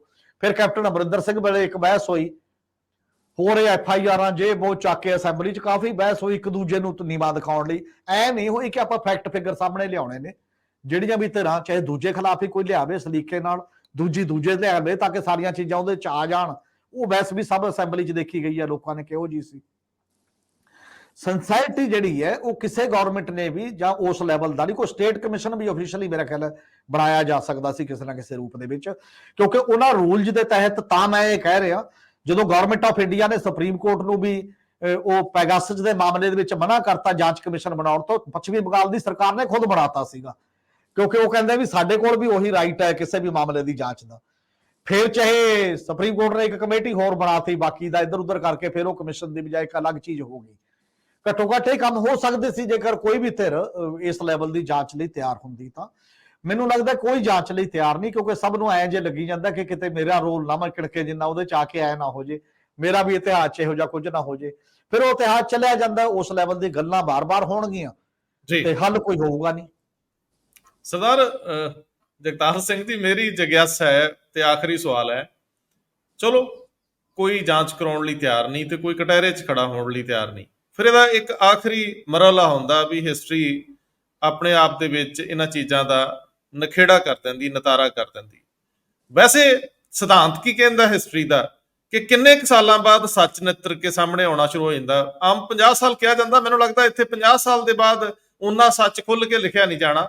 ਸ਼ਾਇਦ 100 ਸਾਲ ਬਾਅਦ ਮੰਨ ਕੇ ਚੱਲੀਏ ਕਿ ਸਾਰਿਆਂ ਦੇ ਰੋਲ ਡਿਫਾਈਨ ਹੋਣੇ ਸ਼ੁਰੂ ਹੋਣਗੇ ਸਹੀ ਪਰਸਪੈਕਟਿਵ ਦੇ ਵਿੱਚ। ਮੈਂ ਤੁਹਾਨੂੰ ਬਿਲਕੁਲ ਪਰਸਨਲ ਐਕਸਪੀਰੀਅੰਸ ਸ਼ੇਅਰ ਕਰਦਾ ਜੀ। ਮੈਂ ਹੁਣ ਤੱਕ 2 ਕਿਤਾਬਾਂ ਲਿਖੀਆਂ, ਤੀਸਰੀ ਤਾਂ ਮੇਰੀ ਕਾਲਾ ਪਾਣੀ ਤੇ ਹੈ। ਪਹਿਲੀ ਮੇਰੀ ਕਿਤਾਬ ਖਾਲਿਸਤਾਨ ਸਟਰਗਲ ਇਨ ਨਾਨ ਮੂਵਮੈਂਟ 2011 ਚ ਆਉਂਦੀ ਹੈ। ਉਰ ਤੱਕ ਕੋਈ ਵੀ ਨਾ ਸਰਕਾਰ ਵੱਲੋਂ ਤੇ ਨਾ ਦੂਜੇ ਧਿਰ ਵੱਲੋਂ ਕੋਈ ਗੱਲ ਕਰਨ ਨੂੰ ਤਿਆਰ ਨਹੀਂ ਸੀ। ਜਿੰਨੀ ਕਿ ਮੈਂ ਕੋਸ਼ਿਸ਼ ਕੀਤੀ। ਕਿਹੜੇ ਸੰਨ ਚ? ਮੈਂ 2011 ਚ ਮੇਰੀ ਪਹਿਲੀ ਕਿਤਾਬ ਰਿਲੀਜ਼ ਹੁੰਦੀ ਹੈ। ਠੀਕ ਹੈ। ਤੇ ਮੈਨੂੰ ਆਲਮੋਸਟ 8-10 ਸਾਲ ਲੱਗ ਗਏ ਸੀ ਉੱਤੇ ਕੰਮ ਕਰਦੇ, ਇਸੇ ਕਰਕੇ ਬਈ ਸ਼ਾਇਦ ਕਿਤੋਂ ਕੁਝ ਇਨਫੋਰਮੇਸ਼ਨ ਆਉਣੀ ਸ਼ੁਰੂ ਹੋਵੇ। 3-4 ਤੋਂ ਸ਼ੁਰੂ ਹੋ ਗਿਆ। ਹਾਂ, ਲੇਕਿਨ ਕੋਈ ਛੇਤੀ ਕੀਤੇ ਗੱਲ ਕਰਨ ਨੂੰ ਤਿਆਰ ਨਹੀਂ ਸੀ। ਸਿਰਫ ਇੱਕ ਲੀਡਰ ਗੁਰਚਰਨ ਸਿੰਘ ਟੌੜਾ, ਉਹ ਦਿਮਾਗ 'ਚ ਨਹੀਂ ਸੀ ਮੇਰੇ ਕਿ ਬਈ ਕਿਤਾਬ ਕਿਸ ਵੇਲੇ ਲਿਖਣੀ ਹੈ, ਉਹ ਗੱਲਾਂ ਸ਼ੇਅਰ ਕਰ ਦਿਆ ਕਰਦੇ ਸੀਗੇ। ਮਤਲਬ ਉਹਨਾਂ ਨੇ ਵੀ ਸੁੱਤੇ ਸਿੱਧ ਕੀਤੀਆਂ, ਉਹਨਾਂ ਨੂੰ ਪਤਾ ਨਹੀਂ ਸੀ ਤੁਸੀਂ ਹਿਸਟਰੀ ਬਣਾ ਰਹੇ ਹੋ। ਜੇ ਉਹਨਾਂ ਨੂੰ ਪਤਾ ਹੁੰਦਾ ਤਾਂ ਉਹ ਵੀ ਕਹਿੰਦੇ ਛੱਡੋ ਜੀ। ਨਹੀਂ ਜੀ, ਨਹੀਂ, ਉਹਨਾਂ ਨੇ ਬਕਾਇਦਾ ਰਿਕਾਰਡ ਕਰਾਉਣਾ ਸੀਗਾ। ਜੇ ਉਹ ਅਸੀਂ ਪਲਾਨ ਬਣਾ ਲੈਂਦੇ ਨਾ ਸਾਰਾ ਕੁਝ, ਉਹ ਤਿਆਰ ਸੀ, ਉਹਨਾਂ ਦਾ ਕੋਈ ਰੌਲਾ ਨਹੀਂ ਸੀਗਾ। ਸੰਨ ਜਰਨੈਲ ਸਿੰਘ ਨਾਲ ਮੈਂ ਕਦੇ ਕਦੇ ਗੱਲ ਕਰ ਲੈਂਦਾ ਸੀ ਕੁਛ ਐਕਸ਼ਨ ਦੀ, ਮੈਂ ਉਹ ਅੱਗੇ ਡਿਸਕਲੋਜ਼ ਨਹੀਂ ਕਰਨੇ। ਮਸਲਨ ਆ ਢਿਲਵਾਲ ਜਦੋਂ ਕਿਲਿੰਗ ਹੋਈ ਹੈ, ਮੈਂ ਅੰਮ੍ਰਿਤਸਰ ਹੀ ਸੀਗਾ ਤੇ ਮੈਂ ਉਹਨਾਂ ਨਾਲ ਗੱਲ ਕੀਤੀ ਸੀ। ਅਟਵਾਲ ਦੀ ਕਿਲਿੰਗ ਹੋਈ DIG ਚ, ਮੈਂ ਉਹਨਾਂ ਨੂੰ ਪੁੱਛਿਆ ਸੀ ਉਸ ਗੱਲਾਂ। ਸੋ ਇਹ ਤੁਹਾਡੇ ਚ ਆਪਣੇ ਚ ਕਾਨਫੀਡੈਂਸ ਚਾਹੀਦਾ ਤੇ ਤੁਹਾਡਾ ਰਿਸ਼ਤਾ ਹੋ ਚਾਹੀਦਾ ਗੱਲਬਾਤ ਕਰਨ ਵਾਲਾ, ਫਿਰ ਗੱਲ ਹੋ ਜਾਂਦੀ ਹੈ। ਫਿਰ ਕੋਈ ਕਿਸੇ ਗੱਲ ਤੇ ਕਿਤੋਂ ਨਹੀਂ ਕਰਦਾ, ਜਰਨਲਿਸਟ ਆਪਣੇ ਤੇ ਡਿਪੈਂਡ ਕਰਦਾ ਹੁੰਦਾ ਹੈ। ਜੇ ਉਸ ਗੱਲ ਨੂੰ ਮਿਸਯੂਜ਼ ਕਰਨਾ ਹੋਵੇ ਇਨਫੋਰਮੇਸ਼ਨ ਨੂੰ, ਫਿਰ ਗੱਲ ਵੱਖਰੀ ਹੈਗੀ ਆ। ਦੂਜੀ ਕਿਤਾਬ ਤੇ ਮੈਂ 2011 ਤੋਂ ਬਾਅਦ ਕੰਮ ਕਰਨਾ ਸ਼ੁਰੂ ਕੀਤਾ ਤੇ ਹੌਲੀ ਹੌਲੀ ਫਿਰ ਲੋਕ ਬੋਲਣੇ ਸ਼ੁਰੂ ਹੋ ਗਏ। 2020 ਦੂਜੀ ਕਿਤਾਬ ਆਈ। ਜਦੋਂ ਦੂਜੀ ਕਿਤਾਬ ਆਈ, ਮੈਨੂੰ ਬਹੁਤ ਇੰਟਰਸਟਿੰਗ ਫੋਨ ਤੁਹਾਡੇ ਸ਼ਹਿਰ ਅੰਮ੍ਰਿਤਸਰ ਤੋਂ ਇੱਕ ਦੋਸਤ ਆਇਆ ਜਿਹੜਾ ਮੇਰੇ ਨਾਲ ਪਹਿਲਾਂ ਇਨ ਟੱਚ ਹੁੰਦਾ ਸੀਗਾ।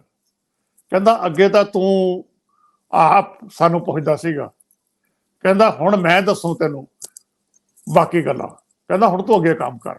ਇਹ ਜਿਹੜੀ ਗੱਲ ਤੁਸੀਂ ਕੀਤੀ ਹੈ ਨਾ, ਮੈਂ ਉਹਦਾ ਜਵਾਬ ਦੇ ਰਿਹਾ ਵੀ ਸੱਚਾਈ ਕਿੰਨੇ ਸਾਲਾਂ ਬਾਅਦ ਖੁੱਲ ਕੇ ਆਉਂਦੀ ਹੈ। ਔਰ ਇੱਕ ਕ੍ਰੂਸ਼ਲ ਹੁਣ ਤੱਕ ਪੁਆਇੰਟ ਹੈ 13 ਅਪ੍ਰੈਲ 1978 ਵੀ ਨਰਕਾਰੀ ਬਾਬਾ ਉੱਥੋਂ ਕਿਵੇਂ ਐਸਕੇਪ ਕੀਤਾ ਪੰਜਾਬ ਸਰਕਾਰ ਦੇ ਪੈਟਰਨੇਜ ਤੇ, ਕੌਣ ਜ਼ਿੰਮੇਦਾਰ ਹੈ? 2 ਬੰਦੇ ਜਿਉਂਦੇ ਸੀ ਜਿਨ੍ਹਾਂ ਨੂੰ ਪਤਾ ਸੀ ਇੱਕ ਨਹੀਂ ਰਿਹਾ, ਉਹ ਪ੍ਰਕਾਸ਼ ਸਿੰਘ ਬਾਦਲ ਸੀ, ਇੱਕ ਗੁਰਬਚਨ ਜਗਤੋਂ ਜਿਉਂਦੇ SST ਸੀ ਉੱਥੇ। ਤੇ ਚਲਦੀ ਚਲਦੀ ਕਿਤੇ ਮੈਂ ਪਿਛਲੀ ਵਾਰੀ ਅੰਮ੍ਰਿਤਸਰ ਗਿਆ ਤੇ ਉੱਥੋਂ ਇਨਫੋਰਮੇਸ਼ਨ ਕਿਸੇ ਹੋਰ ਢੰਗ ਨਾਲ ਥੋੜੀ ਜਿਹੀ ਆ ਗਈ, ਇੱਕ ਨਾਂ ਆ ਗਿਆ। ਹੁਣ ਦੇਖਦੇ ਹਾਂ ਗੱਲ ਕਿੱਥੇ ਤੱਕ ਜਾਂਦੀ ਹੈ। ਇਨਫੋਰਮੇਸ਼ਨ ਇਸ ਤਰ੍ਹਾਂ ਹੌਲੀ ਹੌਲੀ ਨਿਕਲਦੀ, ਬੜੇ ਸਾਲ ਲੱਗ ਜਾਂਦੇ ਹੈ, ਲੇਕਿਨ ਹੁਣ ਕਾਫੀ ਕੁਆਟਰ ਤੋਂ ਇਨਫੋਰਮੇਸ਼ਨ ਜਿਹੜਾ ਅੰਡਰਗਰਾਊਂਡ ਨੈਟਵਰਕ ਸੀ ਉੱਥੋਂ ਆਉਣੀ ਸ਼ੁਰੂ ਹੋਈ ਹੈ। ਸਰਕਾਰਾਂ ਵੱਲੋਂ ਸ਼ੇਅਰ ਨਹੀਂ ਕੀਤਾ ਜਾ ਰਿਹਾ, ਲੇਕਿਨ ਹਾਂ ਕੁਝ ਰਿਟਾਇਰਡ ਅਫਸਰ ਦੋਸਤ ਉਹ ਬਿਟਸ ਸ਼ੇਅਰ ਕਰਨ ਨੂੰ ਤਿਆਰ ਹੈ ਜੀ। ਸਰਦਾਰ ਹਰਮੀਤ ਸਿੰਘ ਜੀ, ਸਿਰਫ ਬਹੁਤ ਸੰਖੇਪ ਦੇ ਵਿੱਚ ਸੱਚਮੁੱਚ ਜਦੋਂ ਨਤਾਰੇ ਹੁੰਦੇ ਆ, ਕਿੰਨੇ ਕਰਸੇ ਬਾਅਦ ਸਹੀ ਨਤਾਰੇ ਹੁੰਦੇ ਆ, ਕਿ ਉਦੋਂ ਤੱਕ ਐਵੀਡੈਂਸ ਬਚਦਾ ਵੀ ਆ ਜਾਂ ਮੂੰਹ ਦਮੂੰਹ ਗੱਲ ਆਉਂਦੀ ਹੈ, ਜਾਂ ਜਿਹੜੇ ਪਹਿਲੇ ਕਿਤਾਬਾਂ ਲਿਖੀਆਂ ਹੁੰਦੀਆਂ ਉਹਨਾਂ ਚੋਂ ਤੱਥ ਕਸ਼ੀਦੇ ਜਾਂਦੇ ਆ? ਮਤਲਬ ਜਦੋਂ ਹਿਸਟਰੀ ਸਹੀ ਮਾਨਿਆਂ ਦੇ ਵਿੱਚ ਰੂਪਮਾਨ ਹੁੰਦੀ ਆ, ਉਦੋਂ ਤੁਹਾਡੇ ਕੋਲ ਤੱਥ ਕਿਹੜੇ ਹੁੰਦੇ ਆ, ਐਵੀਡੈਂਸ ਕਿਹੜਾ ਹੁੰਦਾ, ਜਿਉਂਦੇ ਗਵਾਹੀ ਦੇਣ ਵਾਲੇ ਲੋਕ ਕਿਹੜੇ ਹੁੰਦੇ ਆ?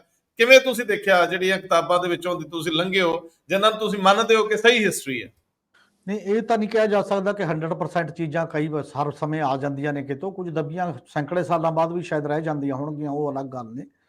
ਪਰ ਕਾਫੀ ਚੀਜ਼ਾਂ ਨੇ ਜਿਹੜੀਆਂ ਕਹਿੰਦੇ ਨੇ ਕਿ ਜਦੋਂ ਸਮੇਂ ਤੋਂ ਪੀੜ੍ਹੀ ਲੰਘ ਜਾਂਦੀ ਹੈ ਕਿਸੇ ਨਾ ਕਿਸੇ ਤਰੀਕੇ ਨਾਲ, ਉਦੋਂ ਬਾਅਦ ਆਉਂਦੀਆਂ ਨੇ।